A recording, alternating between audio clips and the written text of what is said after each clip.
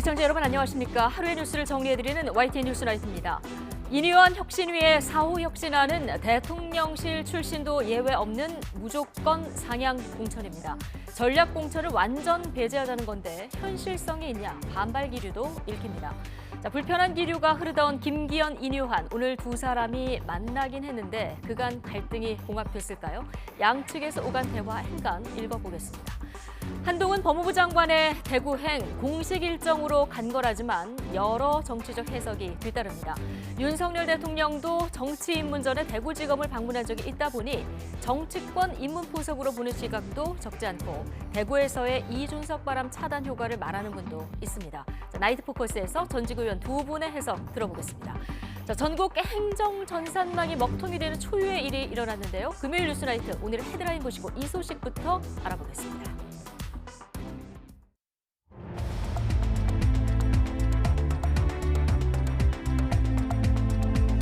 11월 17일 금요일 뉴스나이트 주요 뉴스입니다.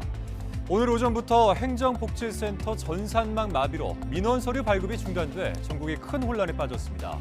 정확한 장애 원인은 파악되지 않은 가운데 정부는 외부 공격이나 해킹 때문은 아니라고 선을 그었습니다.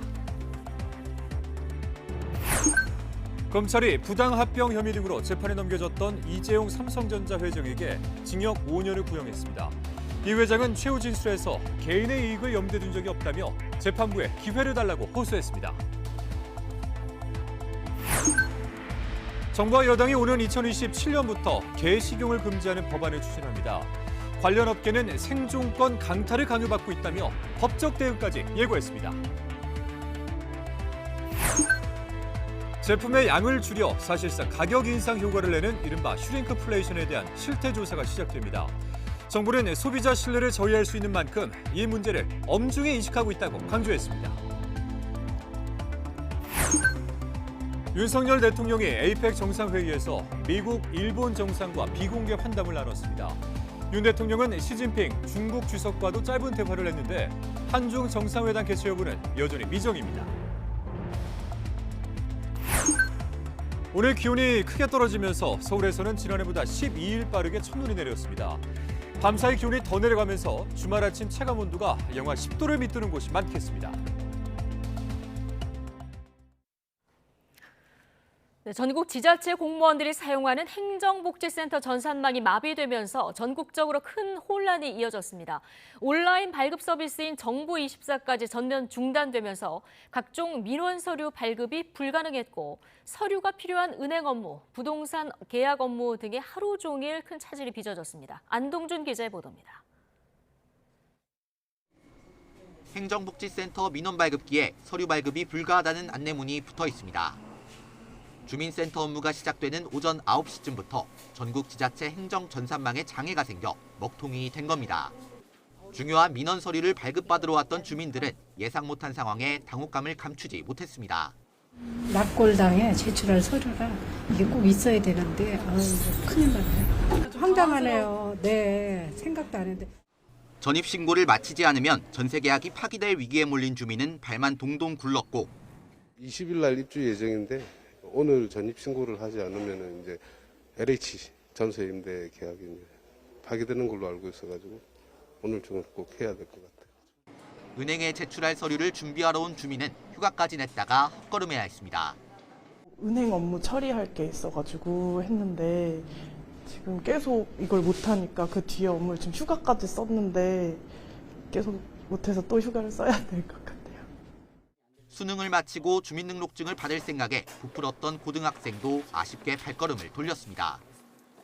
성인 이제 돼가지고 수능 끝나고 이제 생일 얼마 안 남아가지고 주민등록증 오늘 발급하러 이제 왔는데 망이 고장나가지고 망이 안 돼가지고 발급을 지금 당장 못 받는다고 해가지고. 행정 전산망 마비로 주민센터와 같은 오프라인뿐 아니라 온라인 민원 서류를 발급받을 수 있는 정부24 서비스도 전면 중단됐습니다. 오전 내내 접속 지연을 보이던 정부24는 접속자들이 몰리면서 오후 2시 넘어 관련 서비스가 모두 먹통이 됐습니다. 공공기관 민원 서류 발급을 위한 온 오프라인 서비스가 사실상 올스톱되면서 하루 종일 주민들 불편과 혼란이 이어졌습니다. YTN 안동준입니다. 이번 전산망 장애는 공무원들이 로그인할 때 거쳐가는 서버 기능에 문제가 생기면서 발생했습니다. 공무원들이 정상적으로 업무를 보지 못하는 일이 잇따랐는데 기능에 장애가 있을 땐 다른 서버를 활용하는 방안 등을 검토해야 한다는 지적이 나옵니다. 최기성 기자입니다. 행정복지센터나 주민센터 등에서 일하는 공무원이 관련 업무를 하려면 인증서로 검증해 로그인해야 합니다. 이때 대전광역시에 있는 국가정보자원관리원 서버를 사용하는데 검증 서버 기능에 장애가 생긴 겁니다. 로그인이 되지 않으니 주민등록 등본 같은 서류 발급이 아예 이루어지지 않은 겁니다. 행정안전부가 전산망 장애를 처음 알아챈 시간은 오전 8시 반쯤이지만 신속한 복구에는 실패했습니다. 한때는 전국 시도 단위뿐 아니라 시군구 단위에서 모두 업무를 할 수 없을 정도였습니다. 정확한 장애 원인은 파악되지 않고 있는 단계입니다. 나중에 원인 분석을 조금 해봐야 될 것 같습니다. 어디 네트워크가 될지 어디가 될지는 나중에 원인 분석을 좀 해봐야 되는 부분이 될 것 같습니다. 전산망이 멈추는 동안 계속 접속 시도가 이어졌고 일부 복구된 곳에선 대기 중이던 접속이 몰리면서 또다시 업무가 마비됐습니다. 바로는 안 돼요. 이따가 전산 복구되면은 넣어드릴게요. 3번에 재발급 신청서 있어요. 이번 장애는 공무원 전자서명이 도입된 2007년 이후 처음 발생한 것으로 파악됐습니다. 국가정보자원관리원은 오후부터 예고됐던 서버 작업과는 무관하다고 해명했습니다. 행정안전부는 외부 공격이나 해킹이 원인은 아닌 것으로 보고 있다면서 정확한 원인을 파악 중이라고 밝혔습니다. 하지만 마땅한 대책이 없어 비슷한 일이 벌어지면 또 똑같은 불편을 겪을 수 있습니다. 전문가들은 서버 가용성을 확보해야 한다고 지적합니다. 문을 하나만 만들지 말고 2개 정도 놔두고 있다가 이쪽 서버가 망가지면은 다른 쪽 서버로 이렇게 운영하는 그런 그 가용성 확보, 인증 서버의 가용성 확보 부분을 점검해야 될 것 같습니다. 행안부는 이번 전산망 장애로 전입신고 등의 차질을 빚은 사람들에겐 복구 이후에 입력하더라도 날짜는 현장 접수 일자를 적용하는 방식 등으로 국민 불편을 최소화하겠다고 덧붙였습니다. 한덕수 국무총리도 장애 원인을 신속하게 분석하고 상황을 투명하게 알리겠다고 했습니다. YTN 최기성입니다. 제품 가격은 올리지 않는 대신에 양을 줄여 판매하는 이른바 슈링크플레이션 문제에 대해서 정부가 실태조사에 들어갔습니다. 국제통화기금 IMF는 올해 한국 물가 성장률을 0.2%포인트 상향 조정해 3.6%가 될 것으로 전망했습니다. 보도에 오인석 기자입니다. 식품 물가가 치솟는 와중에 소비자들이 가격이 오른 것보다 제품의 양이 줄어든 것을 발견하는 것은 쉽지 않습니다. 양을 줄인다는 뜻의 슈링크와 물가 상승을 의미하는 인플레이션의 합성어인 슈링크플레이션이 꼼수 인상으로 지목받는 이유입니다. 정부가 용량 축소 등을 통한 편법 인상인 슈링크플레이션에 대한 우려가 커지자 실태 조사에 착수했습니다. 정직한 판매 행위가 아니며 소비자 신뢰를 저해할 수 있는 만큼 중요한 문제로 엄중히 인식하고 있다고 강조했습니다. 우선 11월 말까지 한국소비자원을 중심으로 주요 생필품 실태조사를 진행하는 한편 신고센터도 신설해 관련 사례에 대한 제보를 받도록 하겠습니다. 실태조사를 바탕으로 소비자의 알 권리를 높일 수 있는 구체적인 방안을 조속히 마련하기로 했습니다. 앞서 추경호 경제부총리는 슈링크플레이션 논란에 가격과 함량, 중량 표시가 정확히 돼야 하고 정확지 않으면 현행 법규에 따라 엄정하게 제재받아야 한다고 밝혔습니다. 정부가 물가 안정에 총력을 기울이고 있지만 물가 수준은 아직 높고 중동사태와 이상기후 등 불확실성은 여전하다고 보고 있습니다. 이런 가운데 국제통화기금 IMF는 올해 한국 물가 성장률 전망치를 0.2%포인트 올린 3.6%가 될 것으로 예상했습니다. 내년 물가 상승률 전망치도 2.4%로 0.1%포인트 올렸습니다. 최근 고유가 상황 등을 반영한 것으로 풀이됩니다. IMF는 내년 말에는 한국은행의 물가 안정 목표인 2%를 달성할 것으로 예상하면서 상당 기간 고금리 기조를 유지하는 것이 중요하다고 권고했습니다. 물가 안정을 위해 섣부른 통화정책 완화는 지양해야 한다는 겁니다. 반도체 수출 개선과 관광산업 회복 등 점진적 반등으로 한국 경제는 올해 1.4%, 내년엔 2.2% 성장할 것으로 IMF는 전망했습니다. YTN 오인석입니다. 국민의힘 핵심 인사들의 용퇴를 압박했던 이뉴한 혁신위가 내년 총선에서 대통령실 출신도 예외 없이 전략 공천을 원천 배제해야 한다는 추가 혁신안을 내놓았습니다. 인적 쇄신을 둘러싼 신경전이 고조되자 김기현 대표와 이뉴한 위원장은 전격 회동했는데 사실상 기존 입장만 확인한 자리였다는 분석이 많습니다. 임성재 기자입니다. 여권 핵심 인사들과 팽팽한 줄다리기를 이어온 이뉴한 혁신위원회가 이번엔 다음 총선에 나서는 용산 참모들을 겨냥했습니다. 4호 혁신안에 대통령실 출신을 콕 집어 공정한 경선에 참여하라고 못 박았습니다. 국민 눈높이에 맞는 상향식 공천을 원칙으로 해야 한다며 위에서 내리꽂는 전략 공천을 예외 없이 원천 배제하라고 제안했습니다. 상향식 공천을 통한 공정한 경쟁입니다. 대통령실 출신 인사도 예외가 없습니다. 똑같이 공정한 경선에 참여해야 합니다. 사회적 물의를 일으켰거나 당 명예를 실추한 사람, 또 금고 이상 전과가 있는 후보자도 공천 대상에서 배제하는 컷오프 기준도 제시했습니다. 당 핵심 인사들을 겨냥해 인적 쇄신을 강조해온 혁신위가 여권 전체로 혁신 대상을 넓힌 모양새입니다. 계속되는 혁신 위발 드라이브로 신경전이 고조되는 가운데 김기현 대표와 이뉴한 위원장은 전격적으로 만났습니다. 미소를 띤 채 악수하며 안부를 주고받았지만 힘드시죠? 아유, 뭐 살아있습니다. 아주 대단하시오. 곧이어 비공개로 이어진 회동에서 인 위원장은 당의 고통스러운 쓴소리라도 혁신적으로 계속 건의하겠다는 뼈 있는 말을 남겼습니다. 갈등 부각을 막는 차원의 만남이었지만 사실상 입장차만 확인했다는 평가입니다. 회동은 다시 한번 혁신위원회 출범 당시와 그간의 활동 내용에 대해서 그 취지와 활동 상황에 대해서 신뢰를 확인하는 자리였습니다. 다만 둘 사이 대화에선 당주류 용퇴론이나 이른바 윤심 발언에 대한 언급은 따로 없었던 것으로 전해졌습니다.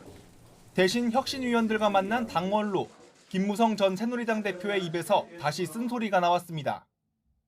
대통령이란 권력자 주변에 그 권력을 독점하고 향유하는 사람들이 몸을 던져서 당을 위해서 희생해야 됩니다. 국민의힘 지도부는 이른바 대사면 권고안이 담긴 혁신위의 1호 안건 이외에 2, 3호 안건은 수용 여부를 아직 결정하지 않은 상태입니다.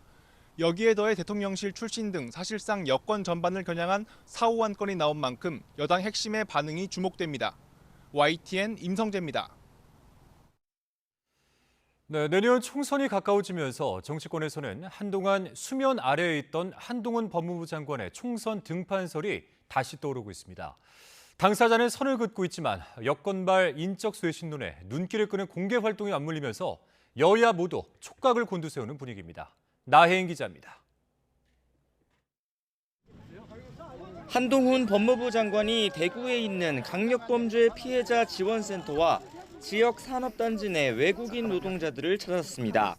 법무행정 책임자로서 직접 현장에서 관련 업무를 챙겨본 겁니다. 하지만 부쩍 다가온 총선과 여당의 전통적 강세 지역이라는 특수성 때문에 여론의 관심은 정치적 의미에 더 쏠렸습니다. 총선은 국민들의 삶에 대단히 중요한 것인 건 분명합니다. 대구에 두 번째 왔는데요. 저는 평소에 대구 시민들을 대단히 깊이 존경해 왔습니다. 여전히 여의도 정가행엔 선을 그은 건데 본인의 공식 입장과 달리 정치권에선 이른바 한동훈 역할론이 끊이질 않고 있습니다. 보궐선거에 참패한 여당이 반등 카드를 확실히 마련하지 못할 경우 윤석열 정부 스타 장관의 등판을 요구할 거란 전망 때문입니다. 급기야 최근엔 한 장관 배우자가 다른 국무위원 배우자들과 봉사활동한 사진까지 화제가 됐습니다. 국무위원 배우자들이 그런 봉사활동 하는 거는 늘상 있던 일이라 하더라도 왜 그러면은 모든 언론이 주목해가지고 그래서 어느 정도 공적인 활동을 예상하고 있는 것이 아닐까. 여당 지도부는 가능성을 일축하고 있지만 한 장관이 비상대책위원장을 맡아 총선을 진두지휘할 거란 관측도 여전합니다. 당대표의 처신은 당대표가 알아서 결단할 것입니다. 여러분들께서 관심 가져주시는 것에 대해서 감사드립니다. 야당 역시 한 장관의 행보를 주시하는 분위기입니다. 대통령 핵심 측근의 총선 출마가 전체 선거판에 미칠 여파를 아직은 가늠하기 어렵기 때문입니다. 민주당 일부 의원들이 주장하는 한 장관 탄핵에 지도부가 연일 선을 긋는 것도 이런 상황에서 미리 정치적 체급을 키워줄 필요가 없다는 판단이 깔린 것으로 보입니다. 근데 본인은 되게 탄핵을 당하고 싶어하는 것 같아요. 넌 이상한 장관입니다. 툭하면 기자들 앞에서 왜 나 탄핵 안 시키냐는 식으로 얘기하는데 저는 관심이 없거든요.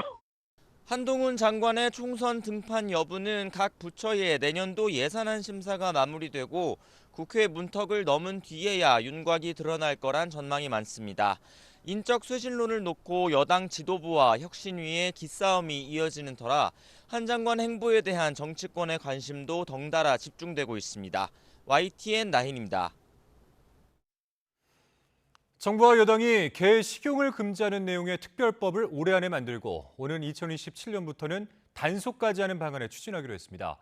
관련 업계는 생존권 강탈이라며 강하게 반발했습니다. 이준엽 기자입니다. 개식용 금지에 공감대를 형성한 정부와 여당이 입법 절차에 본격 착수했습니다. 올해 안에 개의 사육과 도살, 유통, 판매를 모두 금지하는 특별법 제정에 나서기로 한 겁니다. 폐업 등 업계가 대응할 시간을 주기 위해 유예 기간을 두고 실제 단속은 2027년부터 실시한다는 계획입니다.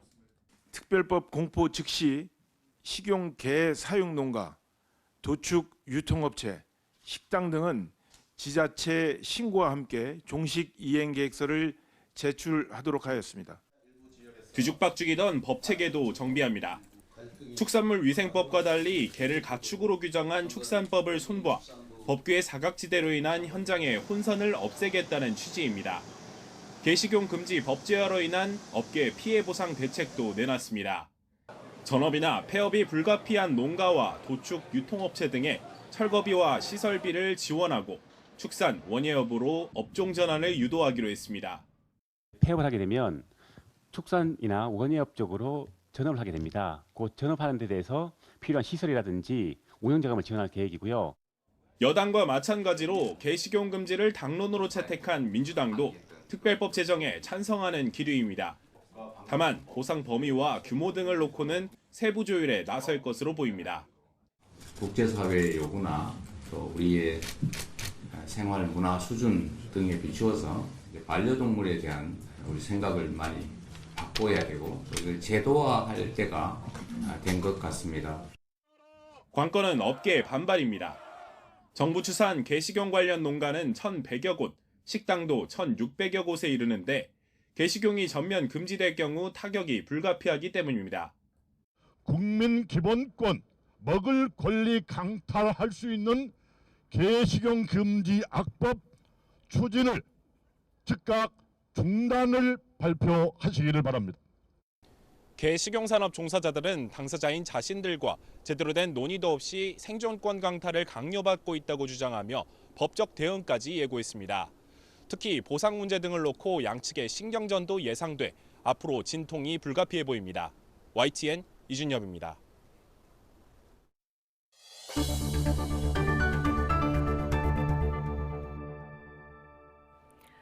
올해 대학 수학능력 시험은 어려웠던 만큼 1등급 커트라인도 내려갈 전망입니다. 특히 국어가 어려웠는데 국어와 수학의 표준 점수 차가 줄어들 전망입니다. 김연아 기자가 전해드립니다.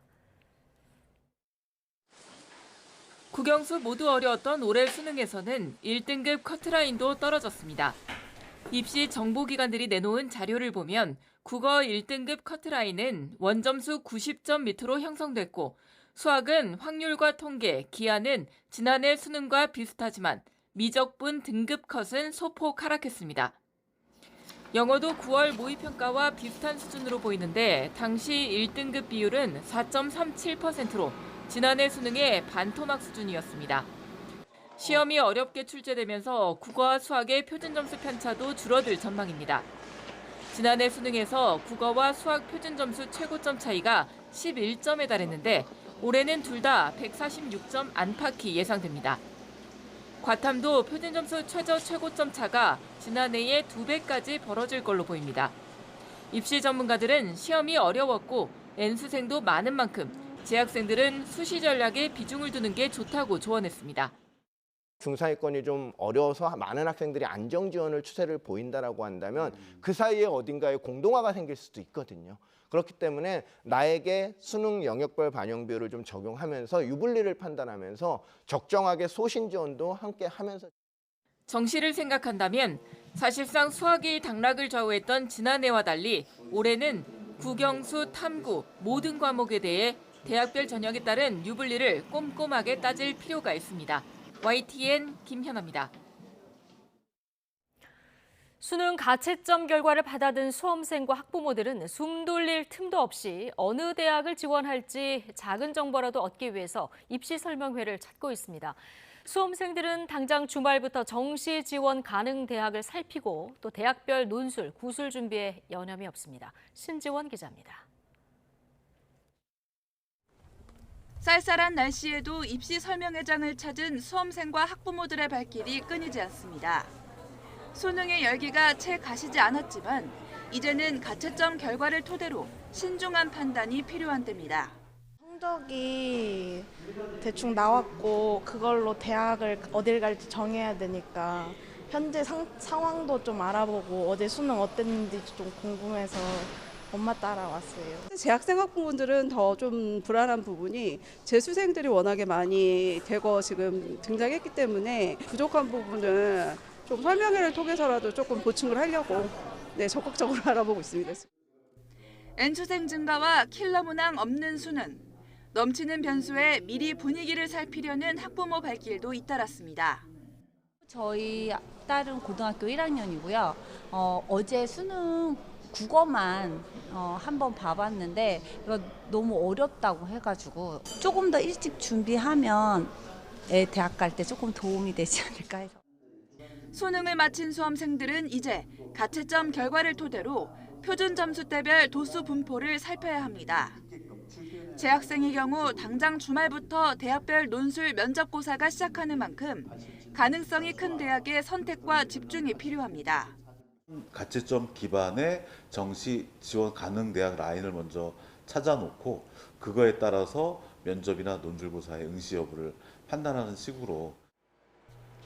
앞서 교육부는 킬러 문항 없는 수능을 발표하면서 대학별 논구술고사도 공교육 범위를 벗어나지 않도록 하겠다고 밝혔습니다. 그만큼 어려운 문제를 준비하기보다 답안 추론 과정을 논리적으로 설명하는 연습이 중요합니다. 수능 후 첫 주말부터 성균관대와 서강대, 건국대 등 주요 대학들의 논술고사가 시작하는 가운데 수능 시험을 마친 수험생들은 숨 돌릴 틈도 없이 정시와 수시 지원에 고민이 깊어지고 있습니다. YTN 신지원입니다. 부당 합병 관련 혐의로 재판에 넘겨진 이재용 삼성전자 회장에게 검찰이 징역 5년과 벌금 5억 원을 구형했습니다. 이 회장은 제일모직과 삼성물산 합병이 개인 이익을 위한 것이 아니고 사회의 요구에 부응하는 것으로 생각했다고 최후 진술했습니다. 이 회장에 대한 1심 선고는 내년 1월 26일에 이루어집니다. 김철희 기자입니다. 경영권 승계 의혹 1심 선고 전 마지막 재판에 출석한 이재용 삼성전자 회장.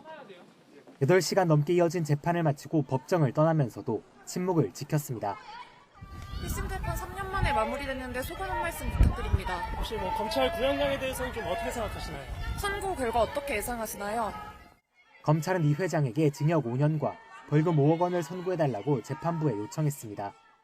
또 함께 기소된 최지성 전 삼성전자 미래전략실장에게 징역 4년 6개월, 장충기 전 미래전략실 차장에게 징역 3년을 구형하기도 했습니다. 3년 2개월, 그리고 106차례 재판이 이어진 뒤에야 나온 검찰 판단입니다.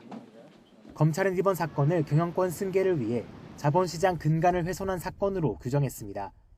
그러면서 이 과정에서 삼성이 위법행위를 동원했다고 질타하기도 했는데 힘들게 쌓아 올린 자본시장과 회계 구조 등에 대한 신뢰를 1등 기업 삼성이 해쳤다고도 했습니다. 이 회장 변호인 측은 범죄를 저지른 게 맞는지 엄정하게 판단해달라고 재판부에 요청하며 물러서지 않았고 합병이 삼성물산과 주주들에게 이익이 됐으며 시장 반응도 긍정적이었다고 강조했습니다. 이 회장도 개인 이익을 염두에 둔 적이 없고 합병이 두 회사 모두에게 도움이 되는 것으로 생각했다고 최후 진술했습니다. 이어 지배구조 투명화와 단순화라는 사회 요구에 부응하는 것으로 여겼다며 온전히 앞으로 나아가는 데 집중하도록 기회를 달라고 재판부에 호소했습니다. 이 회장은 지난 2015년 삼성물산과 제일모직 합병 과정에서 위법하게 관여한 혐의 등으로 2020년 9월 재판에 넘겨졌습니다. 합병 과정에서 부정거래와 시세 조종, 업무상 배임 등 불법을 저질렀다는 혐의입니다. 또 제일모직 자회사인 삼성바이오로직스 자산을 부풀리려 4조 원대 부식 회계를 한 혐의도 있습니다. 일반적으로 구형 뒤 선고까지는 한 달 정도가 소요되는데 재판부는 기록이 방대하고 신중히 검토할 쟁점이 많아 내년 1월 26일 선고하겠다고 밝혔습니다.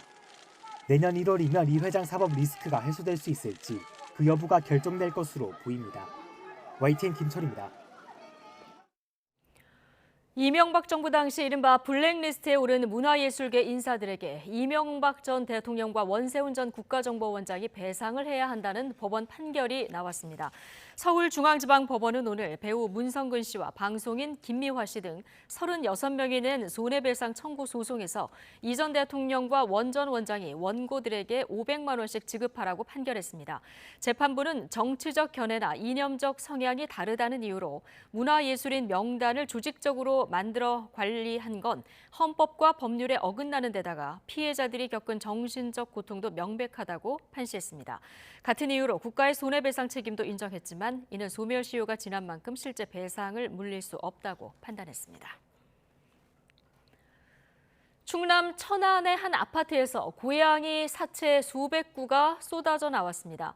한 여성이 길고양이들을 무분별하게 집에 데려와서 그 안에서 대량 번식하고 죽은 것으로 추정되는데요. 끔찍한 현장을 목격한 시민단체는 여성을 동물학대 혐의로 경찰에 고발하기로 했습니다. 양동훈 기자입니다.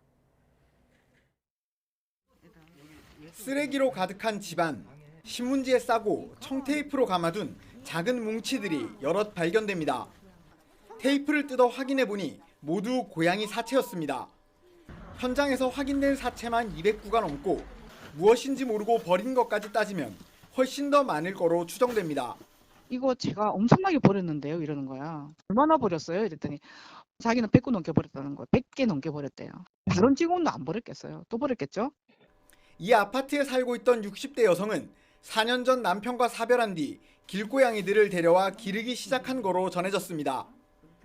그 뒤 고양이들이 무분별하게 번식했고 태어난 새끼들이 비위생적인 환경을 버티지 못해 줄줄이 죽은 거로 추정됐습니다. 청소하는 용역업체 그 직원들이 방독면을 쓰고 했어요. 저는 마스크 2개 끼고 들어갔는데도 10분을 못 서 있었어요. 눈도 너무 아프고. 천안시와 시민단체는 살아있는 고양이 25마리를 구조하고 사체들은 화장했습니다. 시민단체는 구조한 고양이를 입양할 곳을 찾고 있으며 집주인 여성을 동물학대 혐의로 경찰에 고발할 예정입니다. YTN 양동훈입니다. 이틀째 많은 눈이 내린 덕유산과 한라산 등 산간지방에는 때 아닌 설경이 펼쳐졌습니다. 서울 등 내륙에서도 올가을 첫눈이 관측됐는데 밤사이에는 강한 바람이 불며 기온이 크게 떨어지겠습니다. 정혜윤 기자입니다. 이틀째 많은 눈이 내린 덕유산은 하얀 겨울왕국으로 변했습니다. 정상에 오른 등산객들은 때이른 설경이 반갑기만 합니다. 하얗게 변한 풍경을 사진에 담고 눈싸움을 즐기기도 합니다. 제주 산간에는 대설 경보 속에 20cm가 넘는 눈이 쌓였습니다. 한라산 입산이 통제됐고 강한 바람에 도로는 빙판으로 변했습니다. 서울에도 올가을 첫눈이 내렸습니다. 낮 한때 흩날리는 정도에 그쳤지만 제법 굵은 눈발이 날린 경기 남부와 충청 지역에서는 차량 통행에 불편을 겪을 정도였습니다. 공식적인 첫눈 관측은 눈이 날리거나 눈비와 섞여 내리기만 해도 첫눈이라고 정의를 하게 됩니다. 올해 첫눈은 서울, 인천, 홍성은 작년보다 12일, 수원은 16일 빨랐습니다. 올가을 첫눈은 밤사이 대부분 그치겠습니다. 하지만 이후에는 강한 한기가 남하하면서 기온이 크게 떨어질 전망입니다. 주말 아침 대관령 기온이 영하 10도까지 떨어지고 철원과 파주 영하 7도, 서울도 영하 4도를 기록하겠습니다. 올가을 들어 가장 낮은 기온으로 찬바람이 강해 체감온도가 영하 10도를 밑도는 곳도 많겠습니다. 특히 내린 눈이나 젖은 도로가 얼어붙을 가능성이 커 빙판길 사고도 우려됩니다. 충청권과 전라권을 중심으로 18일 아침까지 이어지는 곳도 있겠습니다.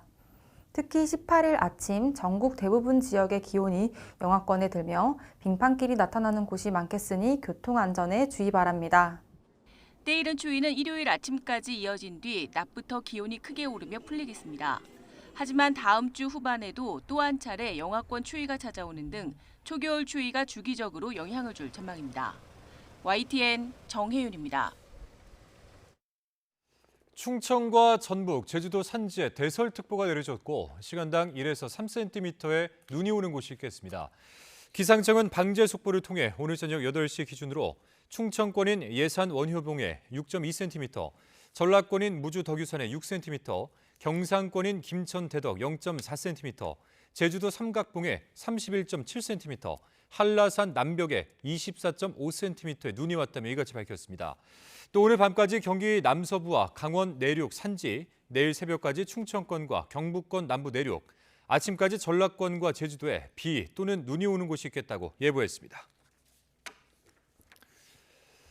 윤석열 대통령이 에이펙 정상회의가 열리는 미국 샌프란시스코에서 미국, 일본 정상과 한자리에 모여 비공개 환담을 나눴습니다. 기시다 총리와 별도로 정상회담까지 한 윤 대통령은 중국 시진핑 국가주석과는 짧게 인사를 나눴는데 순방 마지막 날 한중 정상회담이 열릴지 관심을 모으고 있습니다. 샌프란시스코에서 강희경 기자입니다. 윤석열 대통령과 조 바이든 미국 대통령, 기시다 후미오 일본 총리가 나란히 섰습니다.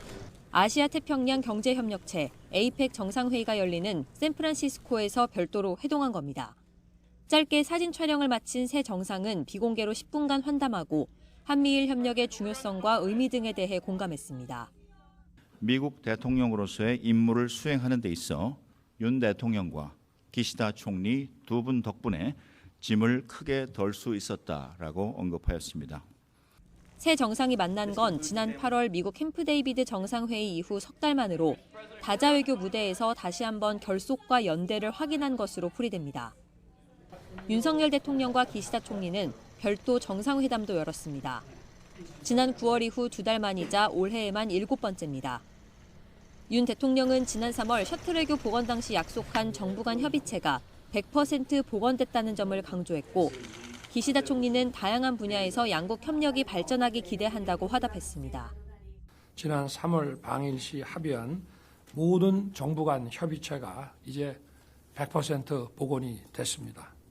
각 분야에서 양국이 긴밀히 소통할 수 있도록 さまざまな分野で日韓の協力を動かしてきました。この歩みをさらに前に進めたいと思っています。 가장 눈길을 끈 건 윤 대통령과 시진핑 중국 국가주석의 만남이었습니다. 에이펙 세션에서 만난 두 정상은 1분간 대화를 나눴습니다.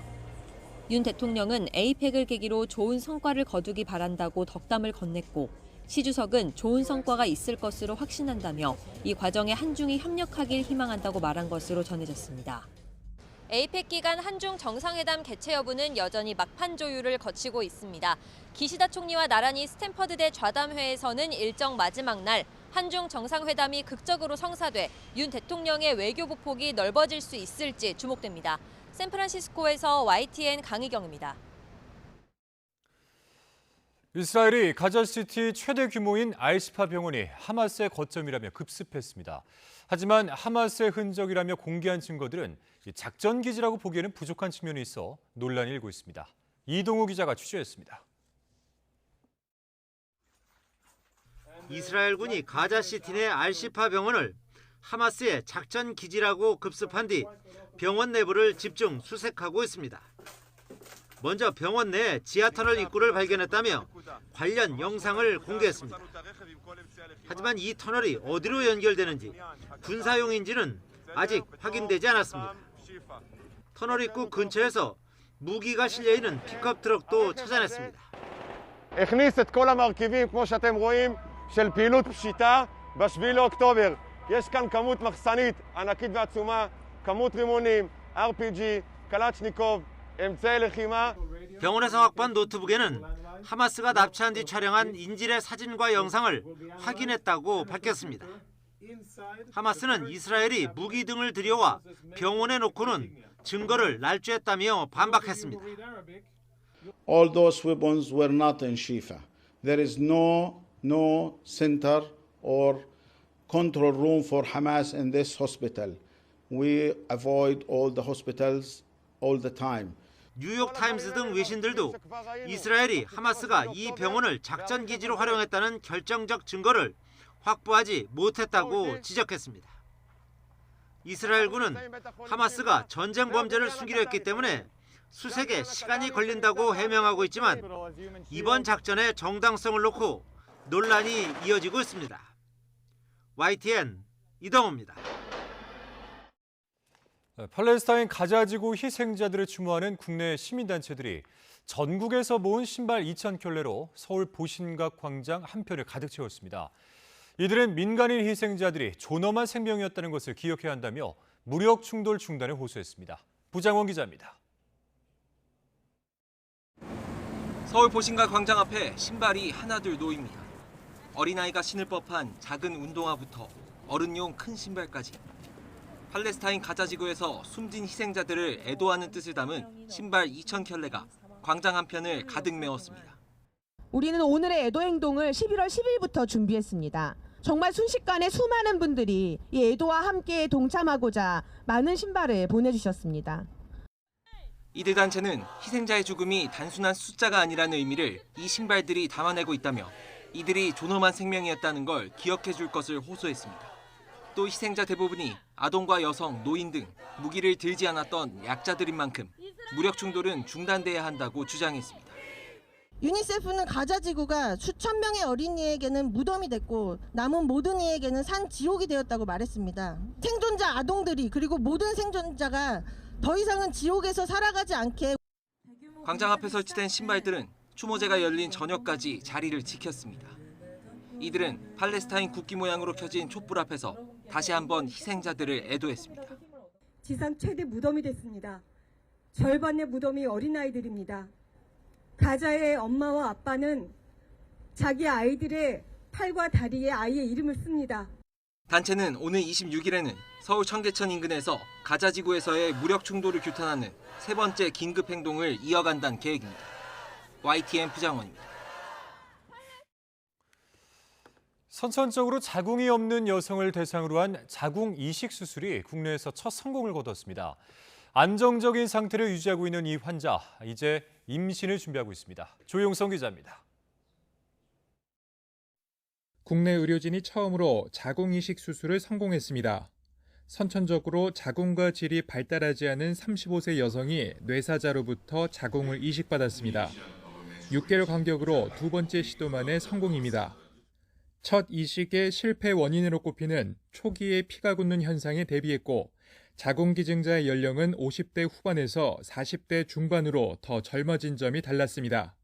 초반에 수술 후 일주일 이내에 그러니까 혈관이 피떡으로 막히는 현상들이 초반에 넘어야 되는 큰 산입니다. 수술한 지 29일 만에 생애 처음으로 생리가 시작됐고 10달째 규칙적인 주기를 유지하고 있습니다.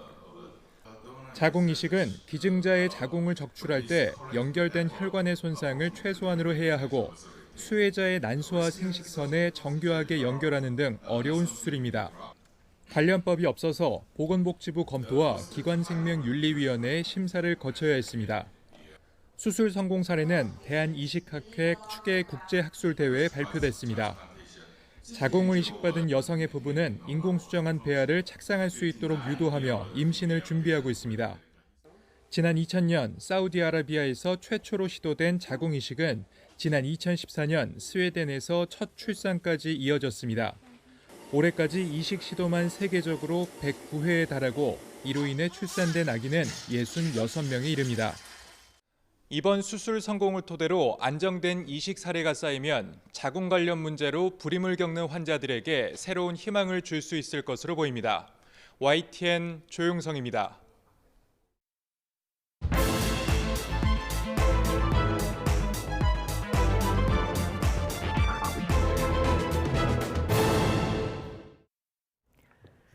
정치권 관심 뉴스들 진단해보는 나이트 포커스. 오늘은 정호김, 김영주 전직 의원 두 분 모셨습니다. 어서 오십시오. 예, 안녕하십니까. 오늘 국민의힘 김기현 대표하고 그리고 이뉴한 혁신위원장이 마주 앉았습니다. 이번 만남, 당 핵심 중진들의 용퇴론을 두고 신경전을 이어온 만큼 주목을 받았는데요. 당 수석 대변인과 혁신위원장 발언 먼저 듣고 오시죠.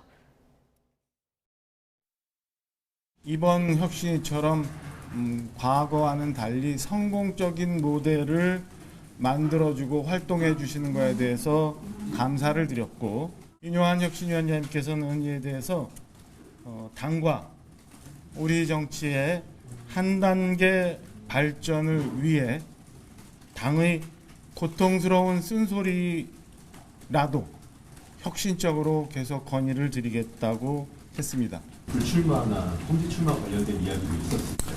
그런 얘기는 없었고요. 질문 취지에 관한 구체적인 내용은 없었고. 용산을 끊어들이지 말라는 취지의 발언을 하셨었는데 그 관련된 내용도 얘기가 있었을까요? 그 관련된 내용은 구체적으로 오늘 나오지 않았어요. 이뉴한 위원장께서는 조금 혁신위원들 중에서 일부 조금 불만족스러운 생각을 가지고 계신 위원님들의 말씀도 전달을 좀 드렸습니다. 그래서 혁신위에서 의견을 안건이라든지 이런 부분과 관련해서 좀 더 적극적으로 그리고 좀 더 신속하게 당에서 좀 받아들여졌으면 좋겠다. 네, 40분 정도 이제 비공개 만남에서 대화가 오간 내용들을 좀 전달을 해준 건데요. 갈등이 봉합이 좀 된 겁니까? 갈등의 불씨가 남아 있는 겁니까? 갈등은 여전히 남아 있고요. 물론 제 개인적인 생각이지만. 그런데 대외적으로는 혁신위와 당 지도부 간의 충돌을 피했다. 이런 그 인상을 주고 싶었던 것 같습니다. 그러다 보니까 가장 중요한 게 대통령이 정말로 소신껏 하라고 했는지 여부, 그다음에 험지 출마 내지는 불출마에 대한 그 이야기가 있었는지, 제일 중요한 게 그 두 가지 내용이거든요. 가장 궁금한 내용인데 그거에 대해서는 언급이 없는 것 같이, 그러니까는 오늘 실질적으로 나오지 않았다 이렇게 얘기했거든요. 근데 40분 동안이나 그러면 속에 들어가서 무슨 얘기를 했겠습니까? 그래서 여러 가지 상상을 하게 만드는 장면입니다. 사실은. 여러 가지 상상을 하게 하는 장면이라고 하셨는데요. 어떻게 보셨어요?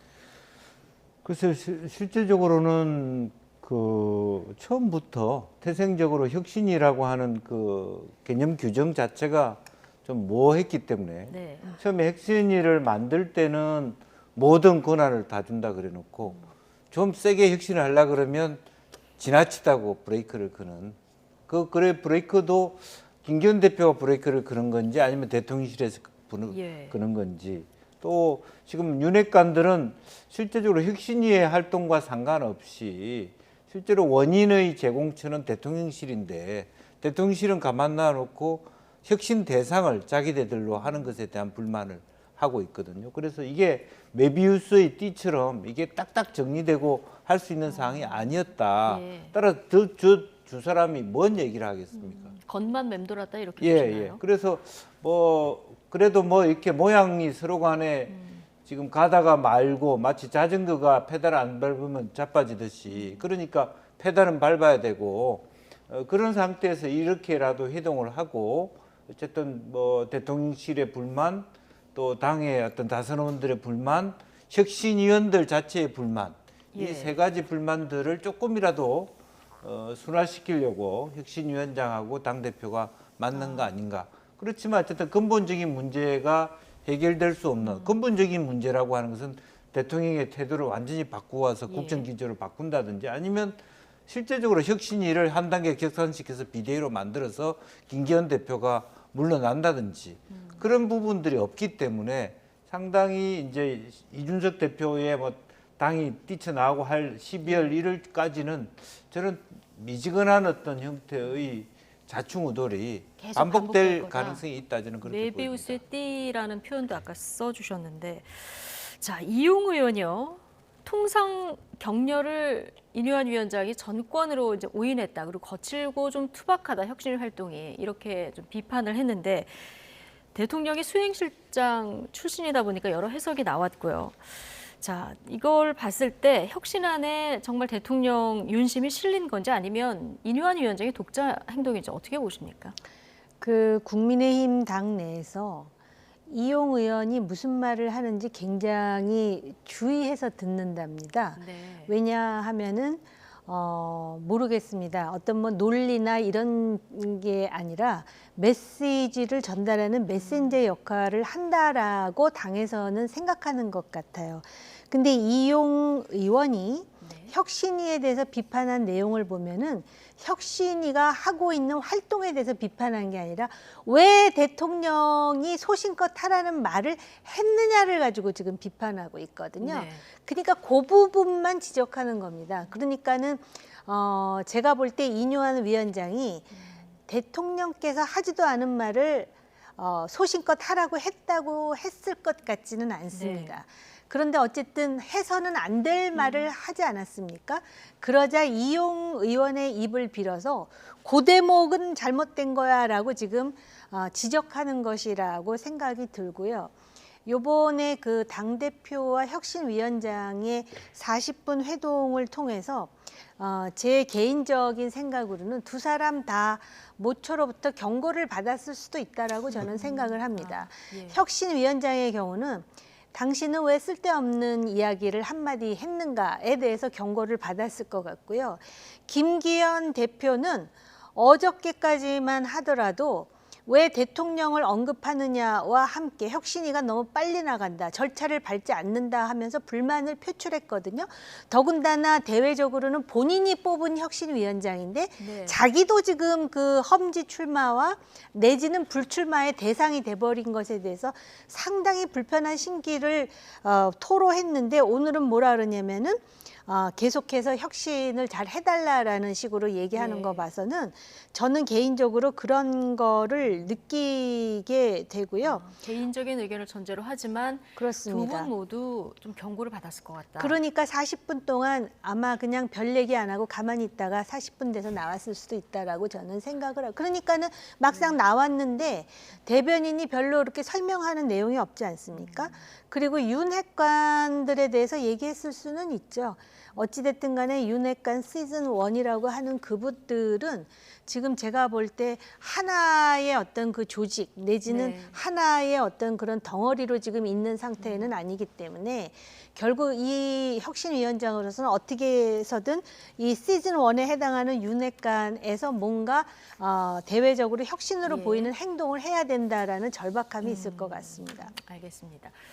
자, 전체 회의를 오늘 혁신위가 또 열었습니다. 4호 혁신안이 또 나왔는데요.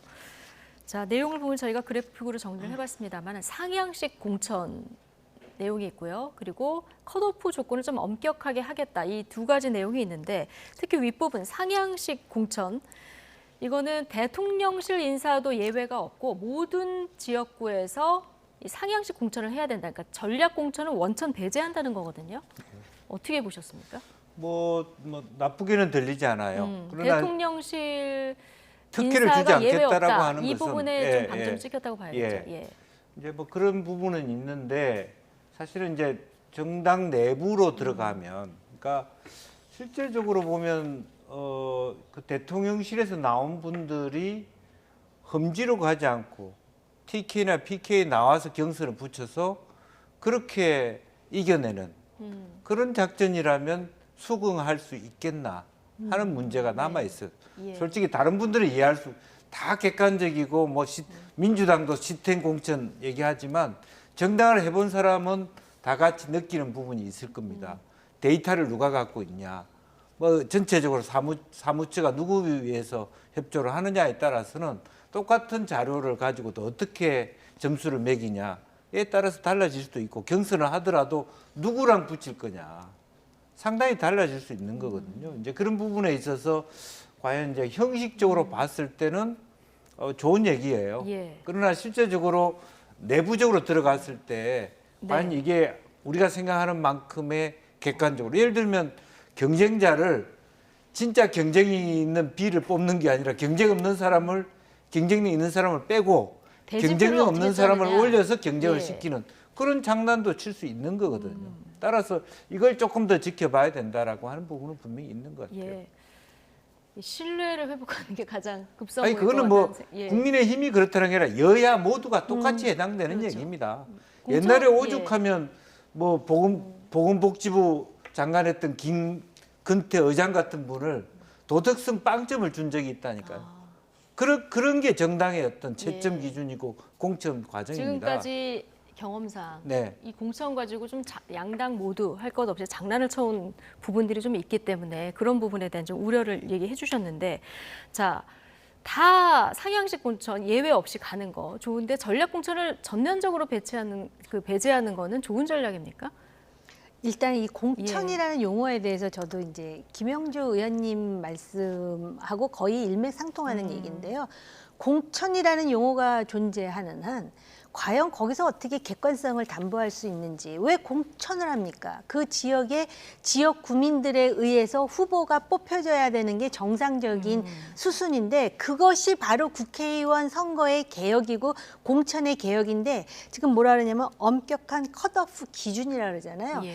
이게 엄격하면 할수록 과연 그것이 공정한가 하고는 전혀 다른 문제가 될 수도 있고요. 좀 경험칙상 말씀을 드리자면, 예를 든다면은 상향식이다. 그 지역의 경쟁자가 4명이다고 치면은요. 벌써 누구는 뒤에 누가 있고 누구는 뒤에 누가 있고 누구는 누가 지금 계속해서 지원을 하고 있고 이렇게 되면은 조직도 거기에 따라 나눠집니다. 예. 그리고 마치 또 위에서 오더가 내려오는 것처럼, 뭐 지금이야 안 그렇겠지만 모르겠습니다. 그런데 우리나라에 이 공천이라는 용어가 있는 한 상향식이 됐든 뭐가 됐든 공천 자체가 없어지는 것이 개혁이다라고 저는 생각을 하거든요. 그렇기 때문에 여기 그 당의 후보를 뽑는 것부터 국민들이 그러니까 이제 그렇게 거기에 가까운 그런 제도로 개혁을 해야 되는데, 말은 굉장히 화려하고 그럴듯하잖아요. 예. 그냥 일반 대중, 정치에 관심이 없거나 그 절차를 모르는 사람이 볼 때는 엄격한 컷오프 기준이다 그러니까, 그럼 이제부터 엄격하게 정말로 깨끗한 사람만 뽑나 보다. 그런데 뭐 깨끗한지 더러운지는 이제 보시면 아시겠고요.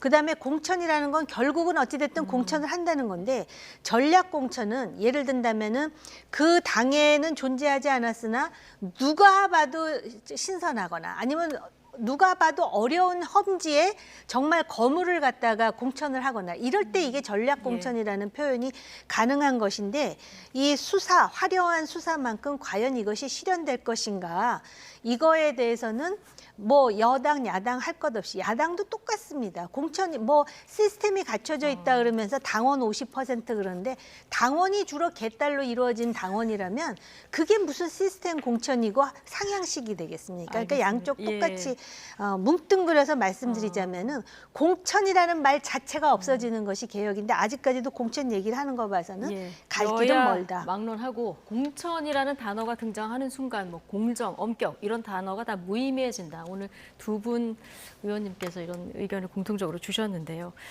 자, 오늘 이런 가운데 김무성 전 새누리당 대표가 국민의힘 혁신위와 또 비공개 간담회를 열었습니다. 혁신위에 힘을 실어주는 발언을 내놓으면서, 자, 대통령이 지지율이 낮게 나오는 이유에 대해서는 이렇게 또 진단했는데요. 발언 듣고 오시겠습니다.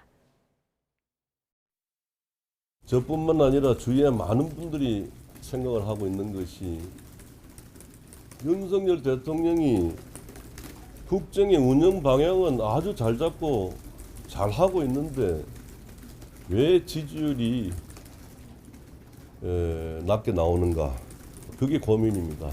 짧은 시간에 여기서 빨리 바로잡겠다는 급한 마음에 민주적 절차를 제대로 밟지 않는 그러한 모습을 보인 것이 국민들에게 오만하게 보였다.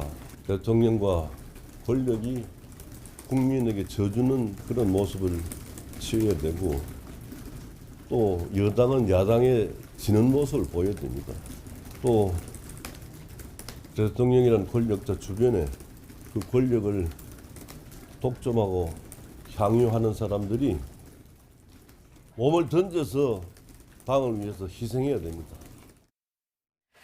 일단 당을 위해서 희생해야 된다. 이거는 이뉴한 위원장 혁신위에 좀 힘을 실어준 발언으로 들리고요. 그 앞부분에 대통령과 권력은 국민한테 져줘야 하고 여당은 야당에 좀 져줘야 한다. 그래야 오만하게 보이지 않고 지지율이 반등된다. 이런 진단을 내놨는데요. 네. 어떻게 평가하십니까? 내일 대통령실에서 다시 불러야 되는 거 아닌가요? 왜 김무성 대표한테 저런 말을 하게 했나?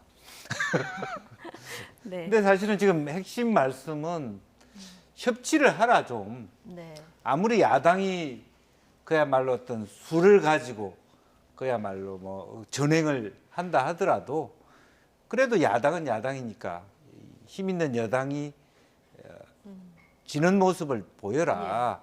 예. 그게 국민 눈높이 예, 맞다. 예. 이제 그래서 좀 약하게 보일 줄도 알아야 된다. 이제 그런 말씀이거든. 나는 지당한 말씀이라고 봐요. 이제 지당한 말씀이라고 보고 이제 그 민주적 절차라고 하는 말도 애둘러서 표현했지만 어쨌든 부적격자에 대하여서는 뭐 스스로도 야당이 아무리 그걸 안 들어주려고 인사청문회일 때 부적격했더라도 몇 명 정도는 대통령실에서도 존중해 줘라. 이렇게 해서 지금 현재 뭐 특히 이제 예산 정부가 아닙니까? 예산의 부분에 대해서도 뭐 하나 쉽게 넘어가는 부분이 없잖아요. 국민들 보기에도 민망할 정도로 야당도 좀 심하지만 그 야당을 저렇게까지 대응해 갖고 한 발짝도 치킨 게임 하듯이 좁혀지지 않는 상태를 여당이 어드밴티지를 얻을 수 있는 건 아무것도 없는 거거든요. 이제 그런 측면에서 김무성 대표의 말씀은 지당하다고 보여져요. 그런데 이제 저런 방식이 과연 이제 그야말로 쓴 약처럼 인yon 위원장이 얘기하는 그걸처럼 대통령실이 받아들여서 좀 태도의 변화를 가져와야 되는데 왜 혁신위원회가 김무성 전 대표를 앞세워서 대통령실을 공격하냐 이렇게 얘기하기 시작하면 사실은 또 여러 가지 혼란이 올 수 있다. 좀 지켜봐야 될 대목이다. 네, 누가 좀 불려갈 것 같습니까? 그럼요. 네, 김무성 전 대표의 이런 진단에 대해서 정우김 의원께서는 어떻게 보십니까? 저는 김무성 전 대표와 같은 당의 원로들이 진작에 이런 말을 많이 했었어야 된다. 저거는 당을 위해서, 대통령을 위해서 하는 쓴소리인데 굉장히 부드럽고 완곡한 어조로 얘기를 하지 않았습니까? 조금 전에 김 의원님 예산 얘기하셨잖아요. 김무성 대표가 원내대표였을 때 상대 당의 원내대표가 박지원 전 원내대표였습니다. 근데 김무성 대표와 박지원 대표가 서로 이제 협상을 하고 그러면은 김무성 대표가 늘 지는 모습을 보여가지고 당시 언론인들이 김무성과 박지원을 보면 곰과 여우를 보는 것 같다라는 말을 할 정도였습니다. 그런데 결과적으로 그 해 말에 예산을 통과시키거나 또는 필요한 결의안을 통과시키거나 할 때 결국은 야당을 설득해가지고 결국은 원하는 바를 이뤄내거든요. 그래서 김무성 대표는 본인이 자신 있게 협치라는 얘기를 하고 그다음에 대통령이 국민에게 좀 져주는 모습을 보여드려야 된다라고 얘기를 하는 것인데요. 왜 김무성 대표는 진작에 저런 얘기를 좀 더 강력하게 하지 않았을 거라는 아쉬운 점이 있습니다. 왜냐하면 저렇게 얘기를 하면 당장은 기분 나쁘게 들을 사람도 있을지 모르지만 저런 얘기를 하고 또 듣는 사람이 있고 그게 실천이 되면은요 지지율이 올라갑니다. 과거에요 박근혜 대통령이 대통령 후보였을 때 저런 유사한 쇄신위원회가 있었습니다. 그 쇄신위원회에서 제1강연자로서 누굴 불렀냐면 야당의 조순영 의원님을 불러가지고요. 그분이 엄청나게 쓴소리를 했어요. 대통령 후보와 심지어는 그 당시 대통령 후보의 신우이에 대해서. 그런데 그런 쓴소리를 듣고 그걸 실천하는 모습에 대해서 당시 박근혜 후보는 굉장히 불쾌했을지 모르지만 그것 때문에 당시 인혁당 논란으로 굉장히 시끄러웠고 지지율이 떨어진 당의 지지율이 회복되고 아 뭔가 이 당이 변하는구나라는 모습을 국민들이 인지하거든요. 그런 차원에서 저런 그 약과 같은 쓴소리는 좀 듣는 자세도 국민들께 보여드려야 된다라고 저는 생각해요. 지는 게 이기는 거고 그래야 지지율도 올라간다. 이런 쓴소리는 진작 나왔어야 된다. 이런 진단을 해주셨는데요. 자, 그나저나 이준석 전 대표는 신당을 만드는 걸까요? 아니면 국민의힘으로 돌아갈 마음이 있는 걸까요? 어제 바로 왜 신당을 만들지 않느냐 한 라디오 인터뷰에서 이런 질문이 나오니까 이혼 숙려 기간을 비유로 들었거든요. 물론 어떤 분이 이제 이걸 전달해줬다 이러면서 얘기를 했는데요. 네, 지금 찬바람이 불고 있죠. 기온이 내려가고 있죠. 밖에 찹니다. 날씨만 찬 게 아니라. 네. 예. 실제적으로는 이제 국민의힘은 이준석 대표가 신당을 만들 때 상당히 큰 뭐 하태경 의원에 의하면 3, 40석을 뺏길 정도의 위험을 네. 느끼지만 이준석 대표의 신당이 그런다고 해서 성공할 가능성은 없습니다. 그렇기 때문에 계속 이런 얘기를 하죠. 내가 비대위원장을 한다면 120석 만들 수 있다. 예. 아직까지 숙려 기간이지만 재결합의 가능성에 대해서도 염두에 두고 예. 있거든요. 다만 지금 현재는 밖에 텐트를 치기 위한 조직들이 돌아가고 있어요. 근데 그것이 진짜 제대로 된 어떤 뭐 모양새를 갖출 것이냐, 그것도 이준석 대표가 보고 있을 것이고, 또 하나는 다른 사람이 이준석 대표를 보는, 국민의힘이 아닌 밖에서 당을 하겠다는 사람이 이준석 대표를 보는 싸늘한 시선. 그러니까 저 사람하고 같이 하려면 저 사람한테 정권을 다 줘야 되는데 같이 할 것이냐, 전부 다 노하는 상황이라고. 예. 차라리 유승민 의원하고 하지 이준석하고 안 한다. 이게 솔직한 밖의 공기거든요. 그렇기 때문에 나중에는 어떻게 될지 모르겠어요. 예. 이준석, 유승민, 뭐 정택은, 박은석까지 또 뭐 조홍천이나 이원우까지를 합하는 큰 어떤 플랫폼 정당이 만들어질지는 모르겠습니다만은 혼자서 나가는 뭐 천하용인 같은 사람들만의 정당이라고 하는 것은 물리적으로 쉽지 않을 것이다. 생각보다 좀 더 추울 거다. 네네. 예. 자, 이준석 전 대표 그러면서 지난 지방선거 이후 대통령과의 일화를 또 라디오에서 공개했는데요. 어제 인터뷰 발언 직접 듣고 오시겠습니다. 지난번에 지방선거 12대 6으로 역대 타이 기록을 세웠거든요. 그런데도 공격이 막 세게 들어왔어요. 예. 당장 대통령께서는 저에게 이건 오늘 제가 처음 밝히는 거고 저한테 경기도지사 패배의 책임을 물으셨어요. 독대하는데 그렇게 말씀하셨어요. 아, 독대했을 때. 이번에 저희 경기도지사 저가 좀 굉장히 기분이 안 좋습니다. 그러셨어요. 대통령께서. 제가 제가 속으로 얼마나 속이 탔겠습니까? 경기도지사 후보 내가 냈습니까라고 말하고 싶은 게 굴뚝이었죠. 그러니까 그렇게 하고 나면요. 제가 당을 얼마나 사랑하고 이런 거와 관계없이요. 그냥 이거는 뭐 또 승리의 역적 같은 그런 위치로 갈 가능성이 높아요. 그 와중에서 가장 더 놀랐던 건 뭐냐면은 그런 식으로 하는 게 나쁜 거라는 걸 지적하는 사람이 당내에도 아무도 없었어요. 그러니까 그런 구조화에서는 그냥 일할 마음이 안 나요. 예. 자, 지방선거 승리했는데 대통령과 독대 자리에서 경기도지사 패배한 것에 대해서 이게 좀 책임을 물은 듯한 이런 발언을 들었다는 거예요. 이 얘기를 하면서 이번 총선에서 내가 만약에 국민의힘에서 역할을 맡아서 승리를 한다고 해도 승리의 역적이 될 거기 때문에 의미가 없다. 이 얘기하면서 앞서 이제 김영주 전 의원께서 얘기해 주신 그러면서도 또 내가 정권을 맡으면 또 110에서 120석은 가져올 수 있다 이런 얘기도 하거든요. 여지가 여전히 남아 있는 겁니까? 아주 영악한 달변가라는 생각이 들어요. 그러니까 이 안에 다 들어가 있어요. 네. 그 결국은 내가 지금 비대위원장이 된다면 100석에서 120석은 나는 할 수 있어. 그런데 아마 나는 안 뽑아주겠지. 그러면서 과거에 이런 일이 있었다 그러면서 또 대통령을 비난하는 거죠. 결국 이런 일이 있었다는 걸 굳이 알 필요가 있었을까요? 그런데 어쨌든 얘기하지 않습니까? 그런 차원에서 이제 그 자기가 당에 대한 애정을 또 여전히 가지고 있다라는 거를 계속해서 그 암시하고 있지 않습니까?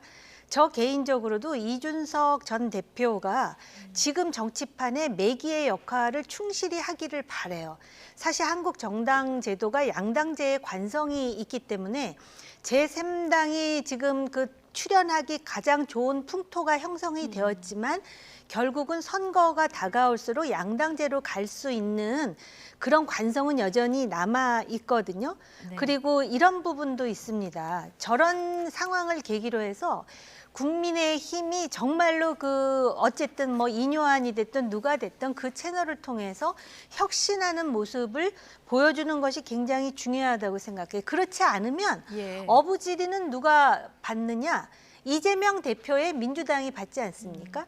과거 대선 때만 하더라도 지금 그 후보가 만족스럽든 만족스럽지 않든 그걸 비판하다 보면 결국은 이재명 후보가 더 많은 표를 얻는다라는 것이 상당히 그 설득력이 있는 논리였었어요. 근데 과연 이제 그런 논리가 지금 얼마만큼 각인될지는 잘 모르겠지만 적어도 대한민국 정치의 한 축이라고 한다면 먼저 혁신을 해가지고 그 이준석 전 대표가 이렇게 당에 대한 애정을 말하는 거는 지금 본인 마음도 지금 양갈래인 것 같아요. 그러니까 뭐 이혼 숙려 기간까지 언급하고 그러는 것 같은데요.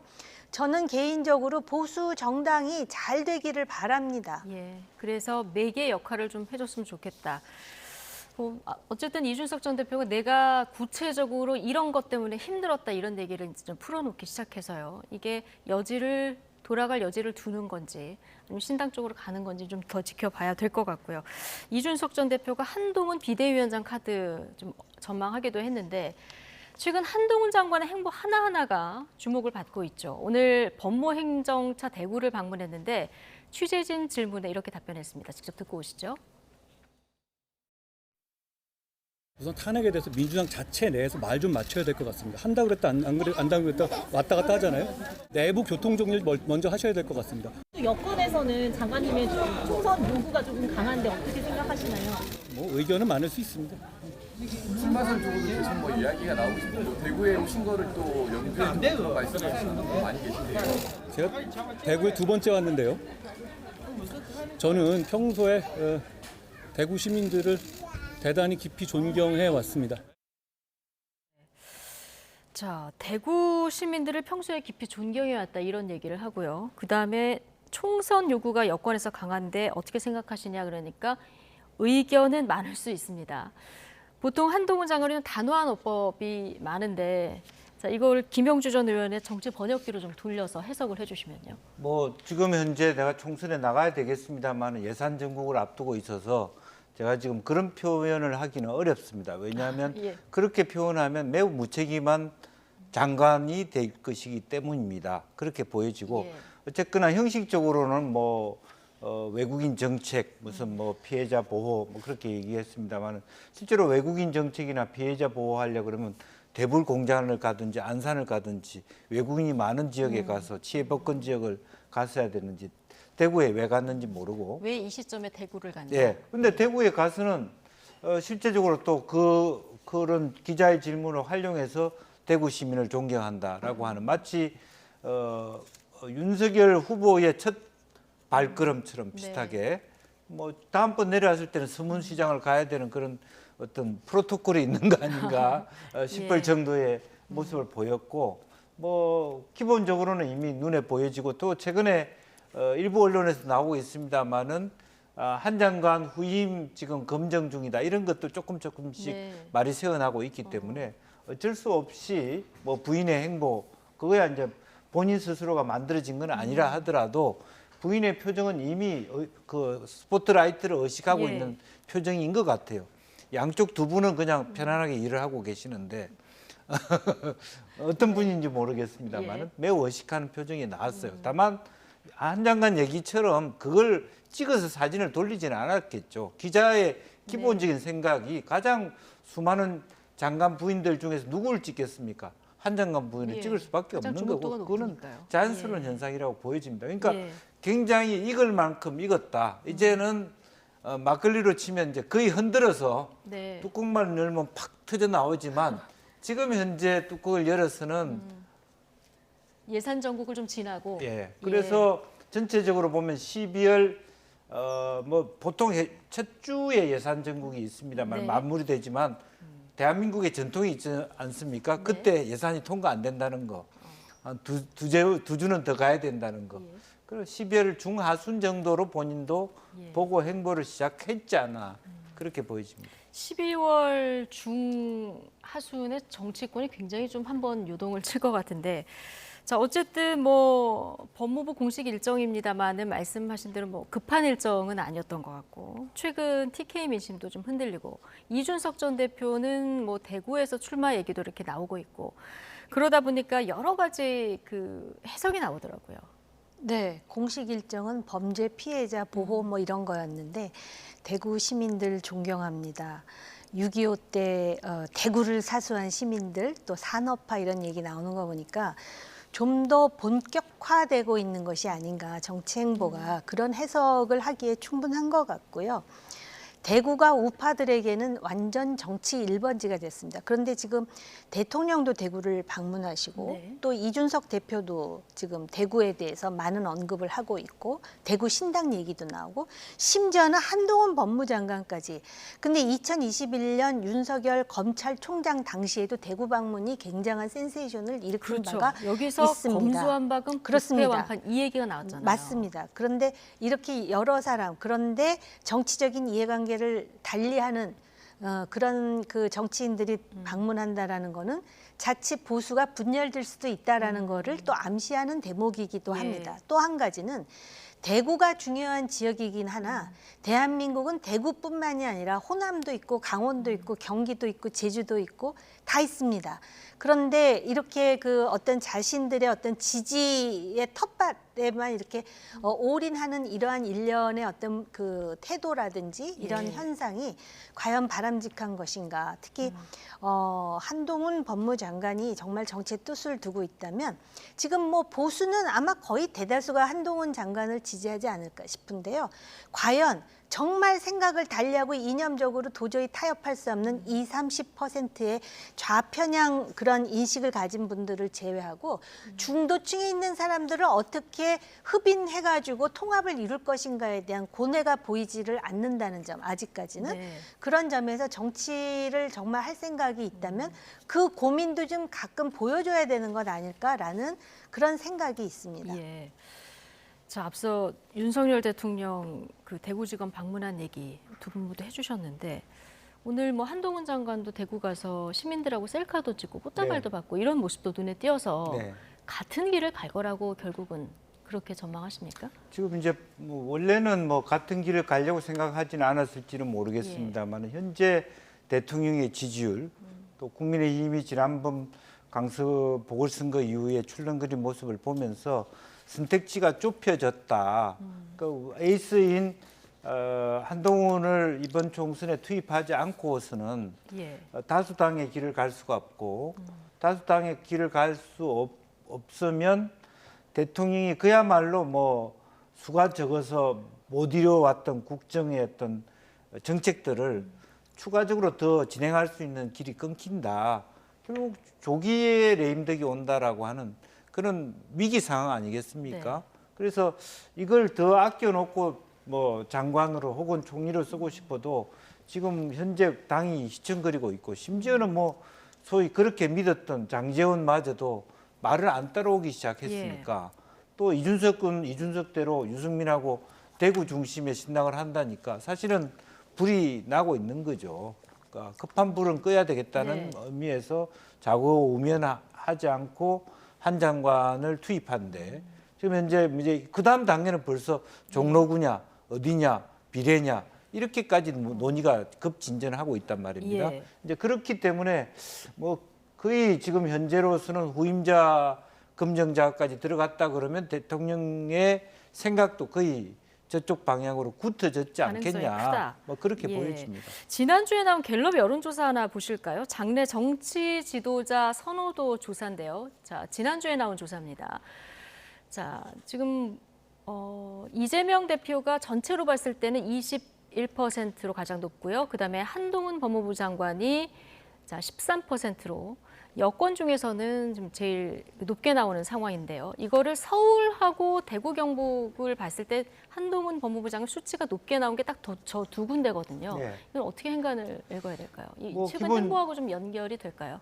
그렇습니다. 이제 어쨌든 기본적으로 보수 쪽이 경기도보다는 서울이 더 유리하고 또 TK 대구 경북에서 어떤 지지율이 높다라고 하는 부분은 명확한 것 같고요. 이제 그런 면에서도 보면은 전국적으로는 그래도 이 수많은 그 사법 리스크 속에서도 이재명 대표가 굳건히 하고 있다라고 하는 것은 이제 김종인 위원장의 말처럼 아직도 대선 후보는 없다고 보는 게 낫다. 그게 더 나을 수도 있습니다. 그러니까 지금 현재 21%를 가지는 이재명 대표가 후보가 될 수 있다는 보장이 전혀 없어요. 또 한동훈 후보조차도 다음에 대선 후보가 된다는 보장이 전혀 없다. 이제 그런 얘기와 같다고 봅니다. 그러니까 눈에 보이는 사람이 그 두 사람밖에 안 보인다. 한동훈 장관 매일 나오잖아요. 모든 언론이 한동훈, 그걸 민주당이 그렇게 만들고 있잖아요. 키우고 있잖아요. 이재명 대표 매일 저 재판 가는 길에 계속 방송 나오잖아요. 그것밖에 눈에 보이는 사람이 없는 거예요. 국민들이 다른 선택지를 아직은 찾지 못하고 있지 않나. 그리고 총선을 지나봐야지 또 새로운 신당이 말하면 제3당이 나올 수 있으면 새로운 어떤 가능성, 새로운 리더가 눈에 보일 수도 있지 않겠나. 그렇게 생각합니다. 그러니까 한동훈 장관 조금 전에 그 검사 탄핵에 대해서 질문이 나오니까 민주당 말 좀 맞춰라 이렇게 좀 얘기를 했는데 최근에 이렇게 한동훈 장관에게 자꾸 질문을 하게 되는 걸 민주당에서 좀 만드는 측면이 있고 이러다 보니까 주목도는 더 높아지고 이게 좀 반복되는 것 같아요. 네, 그 주목도가 높아지니까 또 맷집이 커지고 그 소위 이제 자꾸 키워주는 거죠. 건드리면 건드릴수록 이렇게 이제 커지는 그런 효과가 있는 건 분명하고 또 본인 자신이 이제 그 법 전문가이다 보니까 검사 탄핵과 관련해서 또 할 말이 얼마나 많겠습니까? 탄핵된 검사 중에 한 사람은 또 이재명 대표의 그 대북 송금을 수사하는 수사팀의 리더 아니겠습니까? 그러다 보니까는 정말 그 한동훈 장관으로서는 그 부분에 대해서는 할 말이 많을 것 같고요. 그다음에 그거 자체는 우와 좌를 가르는 분명한 선이 있기 때문에 진영을 결집시키는데도 상당히 효과가 있는 그런 그 쟁점입니다. 그렇기 때문에 그 소위 야당에서 예를 든다면 한동훈 장관이라든지 뭐 이렇게 몇 사람을 타겟으로 해가지고선 상당히 이제 압박을 가하는데 한동훈 장관과 관련해가지고는 굉장히 그 주의를 기울이는 그런 몇 가지 장면도 또 연출되지 않았습니까? 어찌됐든 간에 이런 거 자체가 한 장관의 정치적 주목도, 법무장관으로서의 주목도라기보다는 정치적인 그런 그 레토릭과 언어가 더 늘어나는 계기가 되는 것 같습니다. 자, 민주당으로 가보면 이제 비명계 의원 4명이 원칙과 상식이라는 모임으로 이제 세력화를 시작했고요. 오늘 이재명 대표가 불출마하면 윤영찬 의원 같은 경우 우리도 따라서 불출마하겠다 이런 얘기를 했습니다. 이거 말고 뭐 험지 출마 얘기도 계속 나오는데 종로 얘기도 나오고. 근데 오늘 민주당의 전략기획위원장이죠. 한명도 의원이 그 이낙연 전 대표 종로 출마하면서 이제 총선 관리를 했던 이거하고 비교를 하면서 뭐라고 했냐면 이재명 대표의 험지 출마는 이낙연 전 대표 그 종로 출마 때하고 좀 상황이 다르다. 이렇게 진단을 했는데 어떻게 보십니까? 복잡할 거 없고요. 이재명 대표는 인천 계양에 그대로 안정적으로 가겠다. 뭐 그렇게 최근에 그렇게 하기 위해서 행보를 봐서는 뭐 자기 지역구를 돌면서 자기 뭐 유튜브 방송을 하고 지역에 있는 미용실을 가고 거리를 활보하고 하는 것은 나한테 다른 데 가라는 얘기를 하지 마. 이런 얘기하고 똑같은 거. 나는 지금 다른 데 가서 험지 가서 떨어지면 나는 정말 잡혀가. 이런 얘기를 하는 거나 다름없다고 보여지고요. 실제적으로 보면은 이제 뭐 종로 같은 경우는 뭐 임종석 실장이 갈 수도 있고 한동훈 장관하고 붙을 수 있고 뭐 그렇게 형성이 될 거라고 보여집니다. 그리고 또 방금 이제 그 4명의 경우에는 실제적으로 당분간은 나갈 생각이 없다. 그렇게 그 메시지가 분명한 것 같아요. 그러니까 물론 이제 나가려면 명분을 쌓기 위해서 이재명 대표한테 불출마를 선언하거나 험지를 선언하거나 또 혹은 민주주의를 얘기하거나 그런 얘기를 하겠죠. 그러나 당분간은 지금 바로 이제 밖에 나가서 뭐 신당을 차릴 생각은 없다라고 하는 부분들이 그래서 실질적으로 보면 이제 박원석 말은 정택은 이런 분들이 원하는 것은 이준석 유승민 오고 이쪽에 이현욱 조홍천 같은 분이 오면 모양이 굉장히 커지는데 당분간은 민주당 쪽에서 나갈 사람이 없다 그런 것을 보여준다고 봅니다. 자, 지금 뭐 민주당에서도 험지 출마 얘기가 나오고 국민의힘도 마찬가지인데 만약에 지금 이재명 대표는 개항을에 출마할 뜻이 확실한 것 같다 말씀을 해주셨지만 국민의힘에서 상징적으로 김기현 대표나 아니면 장제원 의원이 뭐 연말쯤에서 정말 불출마를 선언하거나 아니면 험지 출마를 선언한다고 하면 이건 이재명 대표에게 압박이 되는 거 아니겠습니까? 안 될 것 같은데요. 안 될 것 같습니다. 제가 볼 때는 아마 험지 출마보다는 불출마를 할 가능성이 높지 않을까. 왜냐하면 자신의 지역 연고가 확실히 강한 그런 정치인들이기 때문에 험지에 출마해서 당선되지 못하는 것보다는 불출마를 하면서 당을 위해서 희생하는 모습을 보여주려고 할 것이고요.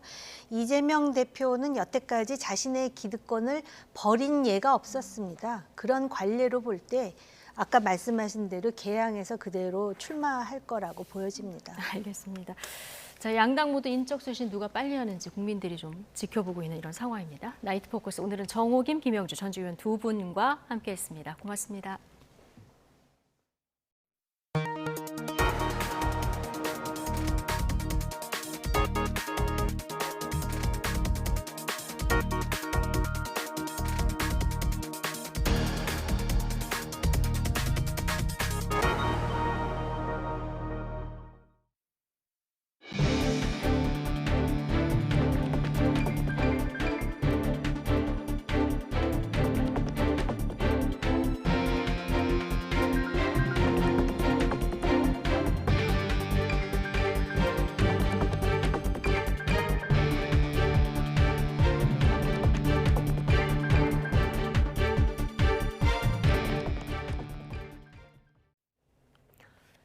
네, 우유와 빵, 라면 등 먹거리 가격을 줄줄이 인상했던 식품업계가 3분기 깜짝 실적을 내면서 두둑한 지갑을 챙겼습니다. 네, 국제 곡물 가격은 최대 50%나 떨어졌는데 인하된 원재료의 가격을 반영하지 않거나 오히려 용량을 줄여 파는 꼼수 인상으로 고물가를 부채질한다는 비판도 나오고 있습니다. 홍상희 기자입니다. 3분기 국내 식품업계의 실적은 말 그대로 어닝 서프라이즈였습니다. 3분기 빙그레 영업이익은 654억 원으로 지난해 같은 기간보다 153.9%나 늘었고 삼양식품과 농심도 100% 이상 증가한 영업이익을 챙겼습니다. 오뚜기와 메일유업, 풀무원, 대상 역시 50% 이상 급증한 실적을 냈습니다. 글로벌 경제 위기 속 호실적을 만들어냈지만 이들을 바라보는 소비자들의 시선은 곱지 않습니다. 식품업계는 지난해 러시아, 우크라이나 전쟁 여파로 국제 곡물 가격이 급등하자 우유와 아이스크림, 라면, 과자, 빵 가격을 줄줄이 인상했습니다. 지난해 5월 정점을 찍은 국제 곡물 가격은 점차 하락세로 돌아서 지난 3일 시카고 상품거래소 선물시장에서 밀 가격은 50%, 파미와 옥수수 가격도 40% 안팎으로 떨어졌습니다. 하지만 한 번 오른 식품 가격은 정부가 개입한 라면 등을 제외하고는 조정되지 않았고 오히려 중량을 줄이는 꼼수 판매까지 등장했습니다. 소비자 단체들은 기업의 이윤 추구가 오히려 물가 상승을 가져온다는 이른바 그리드플레이션의 전형적인 행태라고 꼬집습니다. 기업들이 이제 원재료 가격 상승을 이유로 이제 제품 가격을 이제 인상하는데 또 원재료 비용이 하락했을 때 제품 가격을 내리는 경우는 거의 드뭅니다. 기본적으로 먹어야 되는 이렇게 뭐 우유나 빵 같은 이런 것들이 가격이 계속 올리게 되면 사실 취약에 있는 계층들에게 가장 큰 타격이 오기 때문에 식품업계는 3분기 영업이익 흑자가 대부분 수출 증가 덕분이라며 일부 품목을 제외한 다른 원재료와 인건비 가격은 오르고 있다는 입장입니다. 지난 14일 대형마트를 직접 찾은 추경호 부총리 겸 기획재정부 장관은 식품업계의 꼼수 인상을 정조준해 공정거래위원회와 대책을 논의하겠다며 압박 수위를 높였습니다. YTN 홍상입니다. 정부가 생필품 슈링크플레이션에 대한 실태조사에 착수하기로 했습니다. 김병환 기획재정부 1차관은 가격은 그대로 두거나 올리면서 제품의 용량을 줄이는 편법 인상에 대한 우려가 많다며 정부에서도 중요한 문제로 엄중히 인식하고 있다고 강조했습니다. 그러면서 우선 이번 달 말까지 한국소비자원을 중심으로 주요 생필품 실태조사를 진행하고 신고센터를 신설해 관련 사례에 대한 제보를 받겠다고 말했습니다. 오늘 오전부터 발생한 행정복지센터 전산망 마비로 전국에서 각종 민원 서류가 발급되지 못해 주민들의 불편과 혼란이 이어졌습니다. 급히 주민센터를 찾았다가 전입신고를 못해 계약에 어려움을 겪는 등 오도 가도 못하는 상황에 발을 동동 굴러야 했는데요. 직접 이야기 들어보겠습니다. 전입 신고하러 왔는데 그걸 오늘 중으로 안 하면은 이제 또 계약이 파기돼가지고 예, 그래서 지금 어디 가지도 못하고 여기 앉아 있습니다. 은행 업무 처리할 게 있어가지고 했는데 지금 계속 이걸 못하니까 그 뒤에 업무를 지금 휴가까지 썼는데 계속 못해서 또 휴가를 써야 될 것 같아요. 성인 이제 돼가지고 그 수능 끝나고 이제 생일 얼마 안 남아가지고 주민등록증을 발급하러 이제 왔는데 그 망이 고장나가지고 망이 안 돼가지고 그 발급을 지금 당장 못 받는다고 해가지고. 이번 전산망 장애는 공무원들이 로그인할 때 거쳐가는 서버 기능에 문제가 생기면서 발생했습니다. 공무원들이 정상적으로 업무를 보지 못하는 일이 잇따랐는데 기능에 장애가 있을 땐 다른 서버를 활용하는 방안 등을 검토해야 한다는 지적이 나옵니다. 최기성 기자입니다. 행정복지센터나 주민센터 등에서 일하는 공무원이 관련 업무를 하려면 인증서로 검증해 로그인해야 합니다. 이때 대전광역시에 있는 국가정보자원관리원 서버를 사용하는데 검증 서버 기능에 장애가 생긴 겁니다. 로그인이 되지 않으니 주민등록 등본 같은 서류 발급이 아예 이루어지지 않은 겁니다. 행정안전부가 전산망 장애를 처음 알아챈 시간은 오전 8시 반쯤이지만 신속한 복구에는 실패했습니다. 한때는 전국 시도 단위뿐 아니라 시군구 단위에서 모두 업무를 할 수 없을 정도였습니다. 정확한 장애 원인은 파악되지 않고 있는 단계입니다. 나중에 원인 분석을 조금 해봐야 될 것 같습니다. 어디 뭐 네트워크가 될지 어디가 될지는 나중에 원인 분석을 좀 해봐야 되는 부분이 될 것 같습니다. 전산망이 멈추는 동안 계속 접속 시도가 이어졌고 일부 복구된 곳에선 대기 중이던 접속이 몰리면서 또다시 업무가 마비됐습니다. 바로는 안 돼요. 이따가 전산 복구되면은 넣어드릴게요. 3번에 재발급 신청서 있어요. 이번 장애는 공무원 전자서명이 도입된 2007년 이후 처음 발생한 것으로 파악됐습니다. 국가정보자원관리원은 오후부터 예고됐던 서버 작업과는 무관하다고 해명했습니다. 행정안전부는 외부 공격이나 해킹이 원인은 아닌 것으로 보고 있다면서 정확한 원인을 파악 중이라고 밝혔습니다. 하지만 마땅한 대책이 없어 비슷한 일이 벌어지면 또 똑같은 불편을 겪을 수 있습니다. 전문가들은 서버 가용성을 확보해야 한다고 지적합니다. 문을 하나만 만들지 말고 2개 정도 놔두고 있다가 이쪽 서버가 망가지면은 다른 쪽 서버로 이렇게 운영하는 그런 그 가용성 확보, 인증 서버의 가용성 확보 부분을 점검해야 될 것 같습니다. 행안부는 이번 전산망 장애로 전입신고 등의 차질을 빚은 사람들에겐 복구 이후에 입력하더라도 날짜는 현장 접수 일자를 적용하는 방식 등으로 국민 불편을 최소화하겠다고 덧붙였습니다. 한덕수 국무총리도 장애 원인을 신속하게 분석하고 상황을 투명하게 알리겠다고 했습니다.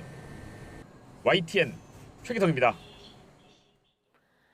정부와 여당이 개 식용을 금지하는 내용의 특별법을 올해 안에 만들고 오는 2027년부터는 단속까지 하는 방안을 추진하기로 했습니다. 관련 업계는 생존권 강탈이라며 강하게 반발했습니다. 이준엽 기자가 전해드립니다. 개식용 금지에 공감대를 형성한 정부와 여당이 입법 절차에 본격 착수했습니다. 올해 안에 개의 사육과 도살, 유통, 판매를 모두 금지하는 특별법 제정에 나서기로 한 겁니다. 폐업 등 업계가 대응할 시간을 주기 위해 유예 기간을 두고 실제 단속은 2027년부터 실시한다는 계획입니다. 특별법 공포 즉시 식용 개 사육 농가, 도축 유통업체, 식당 등은 지자체 신고와 함께 종식 이행 계획서를 제출하도록 하였습니다. 뒤죽박죽이던 법 체계도 정비합니다. 축산물 위생법과 달리 개를 가축으로 규정한 축산법을 손보아 법규의 사각지대로 인한 현장의 혼선을 없애겠다는 취지입니다. 개식용 금지 법제화로 인한 업계 피해 보상 대책도 내놨습니다. 전업이나 폐업이 불가피한 농가와 도축 유통업체 등의 철거비와 시설비를 지원하고 축산 원예 여부로 업종 전환을 유도하기로 했습니다. 폐업을 하게 되면 축산이나 원예업 쪽으로 전업을 하게 됩니다. 그 전업하는 데 대해서 필요한 시설이라든지 운영자금을 지원할 계획이고요. 여당과 마찬가지로 개식용 금지를 당론으로 채택한 민주당도 특별법 제정에 찬성하는 기류입니다.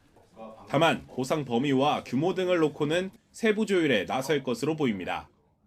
국제사회의 요구나 또 우리의 생활 문화 수준 등에 비추어서 반려동물에 대한 우리 생각을 많이 바꿔야 되고 또 이걸 제도화할 때가 된 것 같습니다. 관건은 업계의 반발입니다. 정부 추산 개식용 관련 농가는 1,100여 곳, 식당도 1,600여 곳에 이르는데 개식용이 전면 금지될 경우 타격이 불가피하기 때문입니다. 국민 기본권, 먹을 권리 강탈할 수 있는 개식용 금지 악법 추진을 즉각 중단을 발표하시기를 바랍니다. 개식용산업 종사자들은 당사자인 자신들과 제대로 된 논의도 없이 생존권 강탈을 강요받고 있다고 주장하며 법적 대응까지 예고했습니다. 특히 보상 문제 등을 놓고 양측의 신경전도 예상돼 앞으로 진통이 불가피해 보입니다. YTN 이준엽입니다. 어제 2024학년도 수능 시험이 모두 끝이 났죠. 수험생들은 한창 채점과 동시에 대입 전략을 세우고 있을 텐데요. 매년 수능이 그렇듯 올해도 다양한 화제와 논란을 낳고 있습니다. 자, 그래서 한번 준비를 해봤습니다. 먼저 수능 샤프입니다. 매년 수능 시험장에서는 부정행위를 막기 위해서 시험 당일 이 현장에서 샤프를 나눠주는데 희소성이 있고 또 필기감도 좋아서 이렇게 매년 수집하는 사람들까지 있을 정도라고 합니다. 올해 수능 샤프는 바로 이 색상인데요. 역대급으로 예쁘다라는 호평들이 이어지고 있습니다.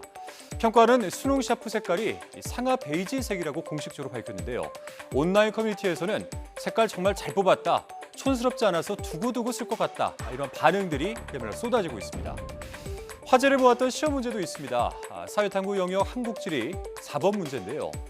이렇게 충북 지도에서 충주시를 찾는 건데 물론 왼쪽에 있는 이 설명을 읽어보고 정답을 고를 수도 있었겠지만 이 충주시의 심벌 마크도 중요한 단서가 됐습니다. 지자체 최대 규모의 구독자를 보유한 충주시의 공식 유튜브 채널 이 충TV의 로고이기도 하기 때문이죠.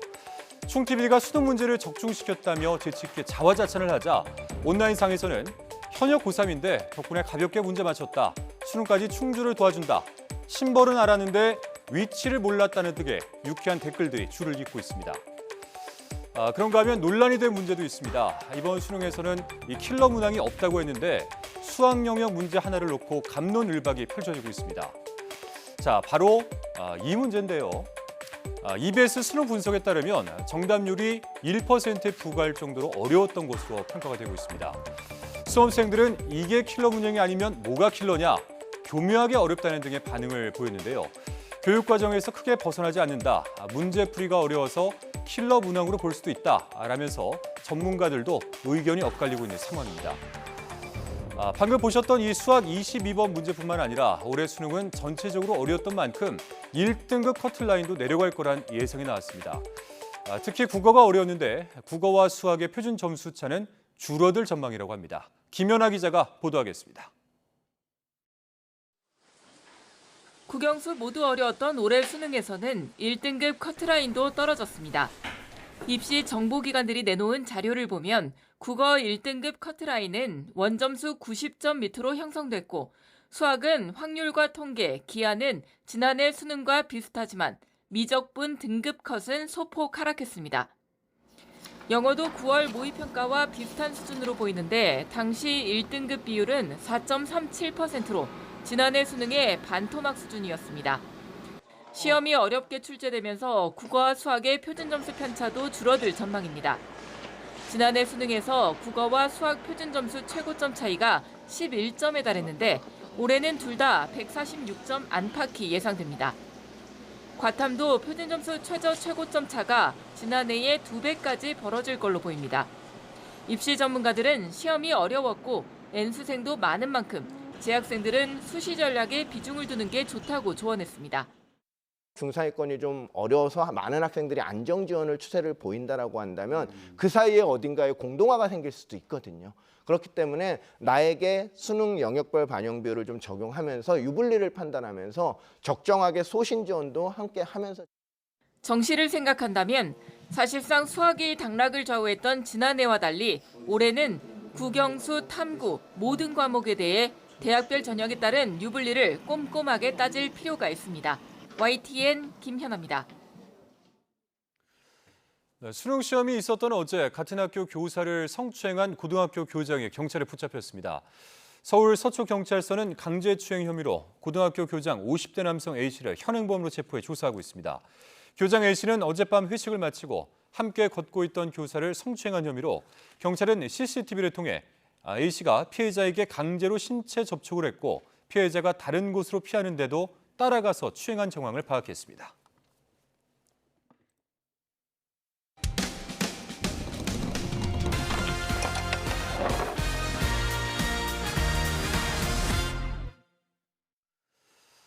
편의점에 혼자 있는 점주를 몰래 속여 전자담배를 훔친 중학생들이 경찰에 붙잡혔습니다.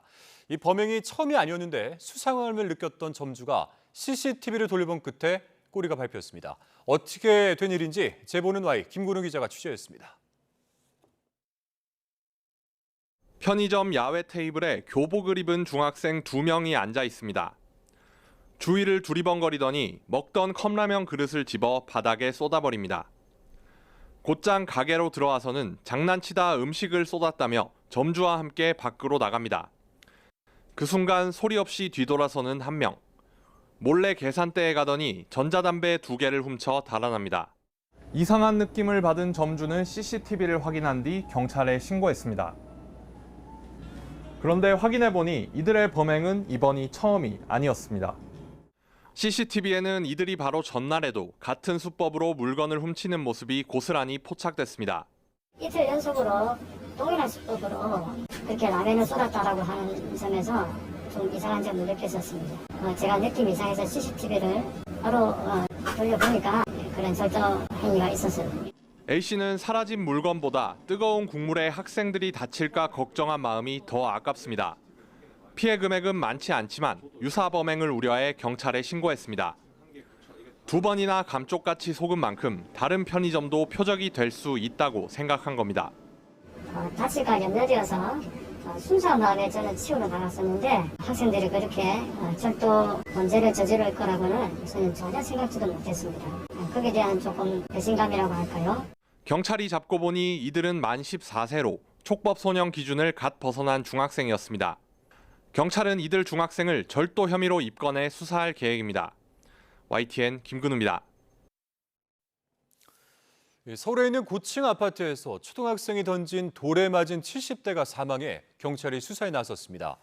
서울 노원경찰서는 오늘 오후 4시 반쯤 월계동 아파트 단지에서 초등학생이 아파트 10층 높이에서 던진 어른 주먹 크기의 돌에 70대 A씨가 맞아 그 자리에서 숨졌다고 밝혔습니다. A씨와 돌을 던진 초등학생 모두 같은 아파트에 살고 있었던 것으로 파악됐습니다. 경찰은 해당 초등학생과 보호자를 상대로 구체적인 경위를 조사한 뒤 입건 여부를 결정할 방침입니다. 오늘 오전 8시쯤 강원도 고성군 거진항 앞바다에서 세계적인 멸종 위기종인 붉은 바다거북 한 마리가 죽은 채 발견됐습니다. 이번에 발견된 거북은 암컷으로 몸 길이 1m, 무게 30kg으로 추정됩니다. 해경은 불법 포획 흔적이 없는 것을 확인한 뒤 죽은 거북을 국립해양생물자원관에 연구용으로 넘겼습니다. 어제 민당정협의회에서 개인과 기관의 공매도 조건을 통일하는 개선안 초안이 확정됐습니다. 이를 두고 개인 투자자들은 반쪽짜리 개선에 그쳤다고 지적했고 전문가들은 시장 원리를 해치는 결정이라고 우려했습니다. 이형원 기자입니다. 이번 개선안의 핵심은 개인과 기관의 공매도 조건을 같게 맞추는 겁니다. 빌린 주식을 갚아야 하는 기간을 90일로 모두 제한하되 연장할 수 있게 했습니다. 또 제공해야 하는 담보 비율도 105%로 통일했습니다. 현실적으로 공매도 거래에 제약이 있는 개인 투자자에게 기관보다 좀 더 유리한 여건을 조성하기로 하였습니다. 개인 투자자들 요구를 반영했다는 건데 정작 당사자들 불만은 여전합니다. 90일 연장하면 그것도 무기한이 돼버려요. 뭐 지금이나 다른 게 전혀 없어서 이거는 조삼모사 무기한 연장하면서 주가가 내릴 때까지 기다리면 언젠가는 공매도 주체가 수익을 봅니다. 그게 바로 그 국민들의 피해로 이어지는 겁니다. 전문가들은 이번 조치로 개인 투자자들이 위험에 더 내몰릴 수 있다고 우려했습니다. 담보로 예치해야 될 현금의 액수가 크게 줄어들어서 개인 투자자들이 공매도 거래에 뛰어들 수 있게 문턱을 낮춰준 겁니다. 문제는 공매도라는 게 손실을 발생하게 되면 정말 걷잡을 수 없이 커지거든요. 시장 원리에 반한다는 지적도 잇따랐습니다. 돈을 빌릴 때도 신용도에 따라 금리가 다른데 이를 무시한 일원화는 국제적인 기준에도 맞지 않는다는 겁니다. 기관이나 외국인에 비해서 상대적으로 개인은 열악합니다. 신용도 측면에서. 담보 비율을 더 높게 설정하는 것은 국제적인 관례거든요. 외국인 투자자들 지금 빠져나가고 있잖아요. 거기다 더 부채질하는 거죠.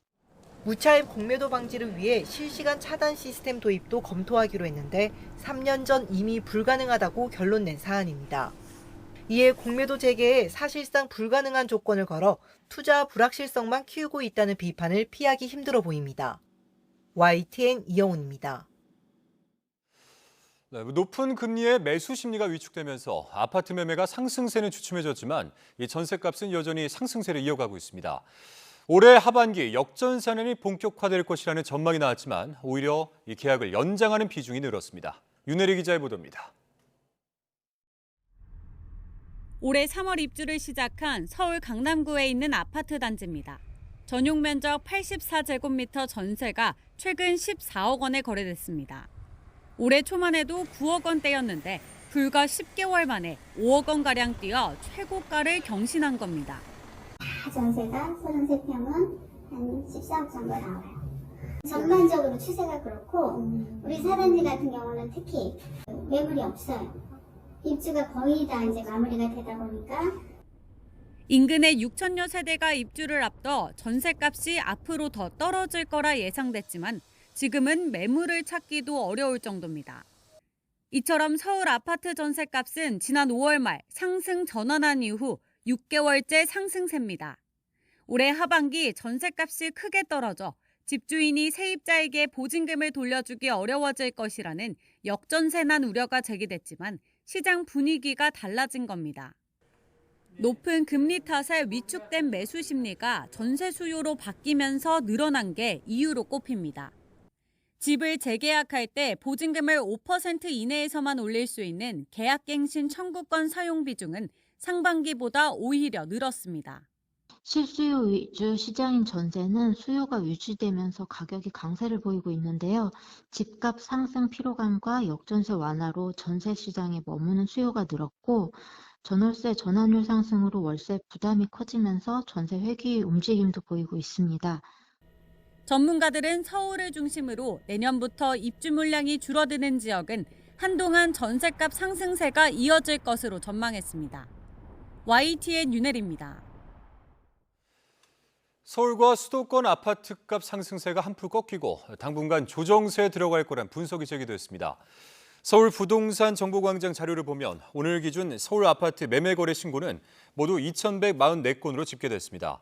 통상 개혁일로부터 30일 이내에 매매 신고를 하는 점을 고려할 때 지난달 거래 물량이 올해 2월 2,454건 이후 8개월 만에 최저치를 기록할 가능성이 커졌습니다. 전문가들은 시중은행의 주택담보대출 금리가 상승하고 또 특례 보금자리론 일반형 대출이 중단되면서 매수 심리가 위축되고 거래량이 감소됐다고 분석했습니다. 주택도시보증공사 허그는 올해 10월까지 전세보증금 반환보증보험 사고 건수는 15,800여 건, 사고액은 3조 5,565억 원이라고 밝혔습니다. 집주인이 전세보증금을 제때 돌려주지 못해 허그가 세입자에게 대신 내어준 돈은 2조 7,192억 원으로 집계됐습니다. 내년 서울시가 시범 도입하는 대중교통 무제한 이용권, 기후동행카드에 인천시가 참여하기로 했습니다. 서울시와 인천시는 또 답보 상태인 공항철도와 9호선 직결 연결에도 합의했습니다. 김종균 기자입니다. 서울시가 추진 중인 기후동행카드에 인천시가 동참합니다. 기후동행카드는 월 6만 5천 원을 내면 서울 시내 모든 대중교통을 무제한으로 이용할 수 있는 교통카드입니다. 내년 1월부터 시범 도입되는데 인천시의 참여로 반쪽 혜택이란 지적을 피하게 됐습니다. 기후 대응과 민생 문제 해결을 위한 우수한 교통 시스템이 1,300만 서울 시민과 인천 시민의 일상 속에 녹아들어서 정책 협력의 모범 사례가 될 수 있기를. 인천시는 광역버스부터 기후동행카드를 적용할 계획입니다. 다만 구체적인 시기와 방법은 추후 발표할 예정입니다. 기후동행카드에 맞서서 더 경기 패스를 추진 중인 경기도에도 참여를 촉구했습니다. 수도권 주민 모두에게 편익이 돌아가기 위해서는 경기도의 참여도 필요한 상황입니다. 경기도의 적극적인 참여를 당부드립니다. 서울과 인천시는 또 20여 년간 답보 상태였던 공항철도와 9호선 직결에도 합의했습니다. 인천에서 강남까지 환승 없이 이동하는 열차 운행이 가능해질 전망입니다. 앞으로 이를 통해서 인천 시민 또 서울 시민의 접근성뿐만이 아니라 상당히 생활의 편의성을 도모하게 됐다 하는 측면에서 대단히 큰 성과다. 기후동행 카드와 9호선 직결의 빅딜이 성사되면서 서울 인천 생활권이 더 가까워진 가운데 같은 수도권의 경기도가 어떤 선택을 할지 주목됩니다. YTN 김유길입니다. 외교부는 국제해사기구 지역별 항해구역 조정국인 일본이나 다른 국제기구가 북한으로부터 정찰위성 발사 계획을 통보받았다고 발표한 것은 없는 것으로 파악했다고 밝혔습니다. 외교부 당국자는 우리 정부는 긴밀한 한미공조 아래 북한의 소위 위성 재발사 준비 동향을 면밀히 주시해왔다며 이같이 밝혔습니다. 북한이 새로 지정한 미사일 공업절인 내일 정찰 위성을 발사할 수 있다는 관측이 나오는 가운데 외교부는 구체적인 발사 시점은 예단하지 않는다고 밝혔습니다. 윤석열 대통령과 조 바이든 미국 대통령, 기시다 후미오 일본 총리가 에이펙 정상회의가 열리는 미국 샌프란시스코에서 만났습니다. 김태효 국가안보실 1차장은 브리핑에서 기념 촬영 이후 10분간 비공개 환담이 이어졌고 바이든 대통령은 미국 대통령으로서 임무 수행을 하는 과정에서 윤 대통령과 기시다 총리 덕분에 짐을 크게 덜 수 있었다고 말했다고 전했습니다. 윤 대통령은 비공개 대화에서 한미일 협력에 대해서 긍정적으로 평가한다며 안보와 경제, 상관관계에 대한 철학과 믿음을 미국과 일본 정상이 공감한다는 취지로 말한 것으로 전해졌습니다. 세 정상이 따로 시간을 내 만난 건 지난 8월 18일 미국 캠프 데이비드에서 열린 한미일 정상회의 이후 3개월 만입니다. 미중 정상의 악수 뒤에도 남중국해에서 힘의 우위를 점하기 위한 움직임은 계속되고 있습니다. 우발적 충돌을 막기 위한 국방채널 복원 이후 군사 경쟁이 오히려 가속화되는 양상입니다. 베이징에서 강정규 특파원입니다. 한포에서 교란탄을 쏘고 연이어 방공포가 불을 뿜습니다. 지난 4월 취역한 중국의 7번째 대형 구축함이 남중국해에서 실전 상황을 가정한 훈련을 벌였습니다. 최근 영유권 분쟁이 격화되고 있는 필리핀을 향한 무력 시위로 풀이됩니다.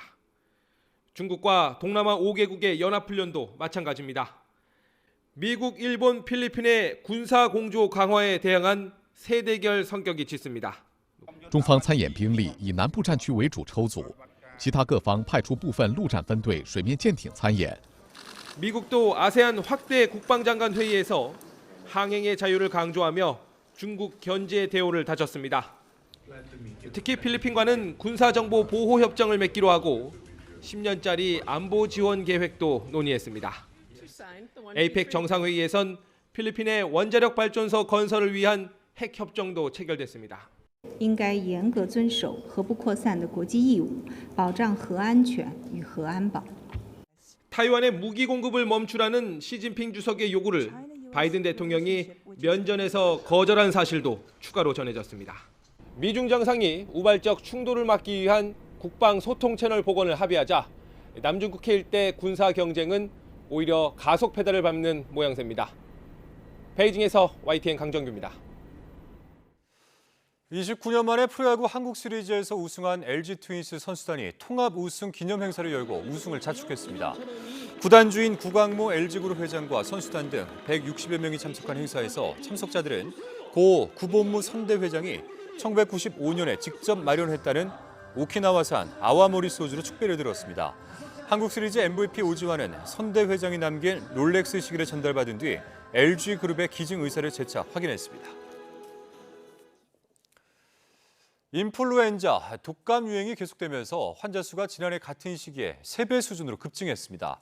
질병관리청은 지난 5일부터 11일까지 외래 환자 1000명당 독감 의심 증상을 보이는 환자 수는 32명이라고 밝혔습니다. 이는 지난해 같은 기간 11명의 3배 수준이고 이번 겨울 유행 기준인 6.5명과 비교하면 5배 가까이 많은 수준입니다.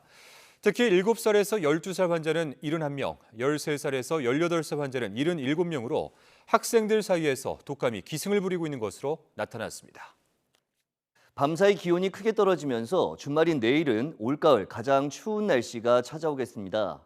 서울 아침 기온이 영하 4도까지 떨어지겠고 찬바람이 불며 체감 온도는 영하 10도 아래로 내려가겠습니다. 한낮에도 6도에 머무는 등 오늘보다는 높지만 여전히 예년보다 쌀쌀할 것으로 보이는 만큼 계속해서 보온에 신경 써주시기 바랍니다. 현재 충청과 호남을 중심으로 눈비가 내리고 있는데요. 제주 산간에는 15cm 이상, 전북 동부와 충청도에 최고 10cm 이상의 많은 눈이 더 오겠고 그 밖에 호남과 영남 내륙에도 1에서 5cm의 눈이 더 내린 뒤 아침에 그치겠습니다. 추위 속에 내린 눈비가 얼어 미끄러운 곳이 많겠습니다. 각별히 주의해 주시기 바랍니다. 오후부터는 점차 맑은 하늘이 드러나겠습니다. 다만 해안과 산간을 중심으로 바람이 강하게 부는 가운데 영동은 건조한 날씨가 이어지겠습니다. 화재 예방에도 유의해 주시기 바랍니다. 내일 아침 기온은 서울이 영하 4도, 춘천 영하 6도, 대전 영하 3도, 대구 영하 1도로 오늘보다 4도에서 6도가량 낮겠습니다. 낮 기온은 서울이 6도, 대전 9도, 광주 8도, 대구 10도로 예년보다 3도에서 5도가량 낮겠습니다. 이번 추위는 모레부터 점차 누그러질 전망입니다. 날씨 정보였습니다.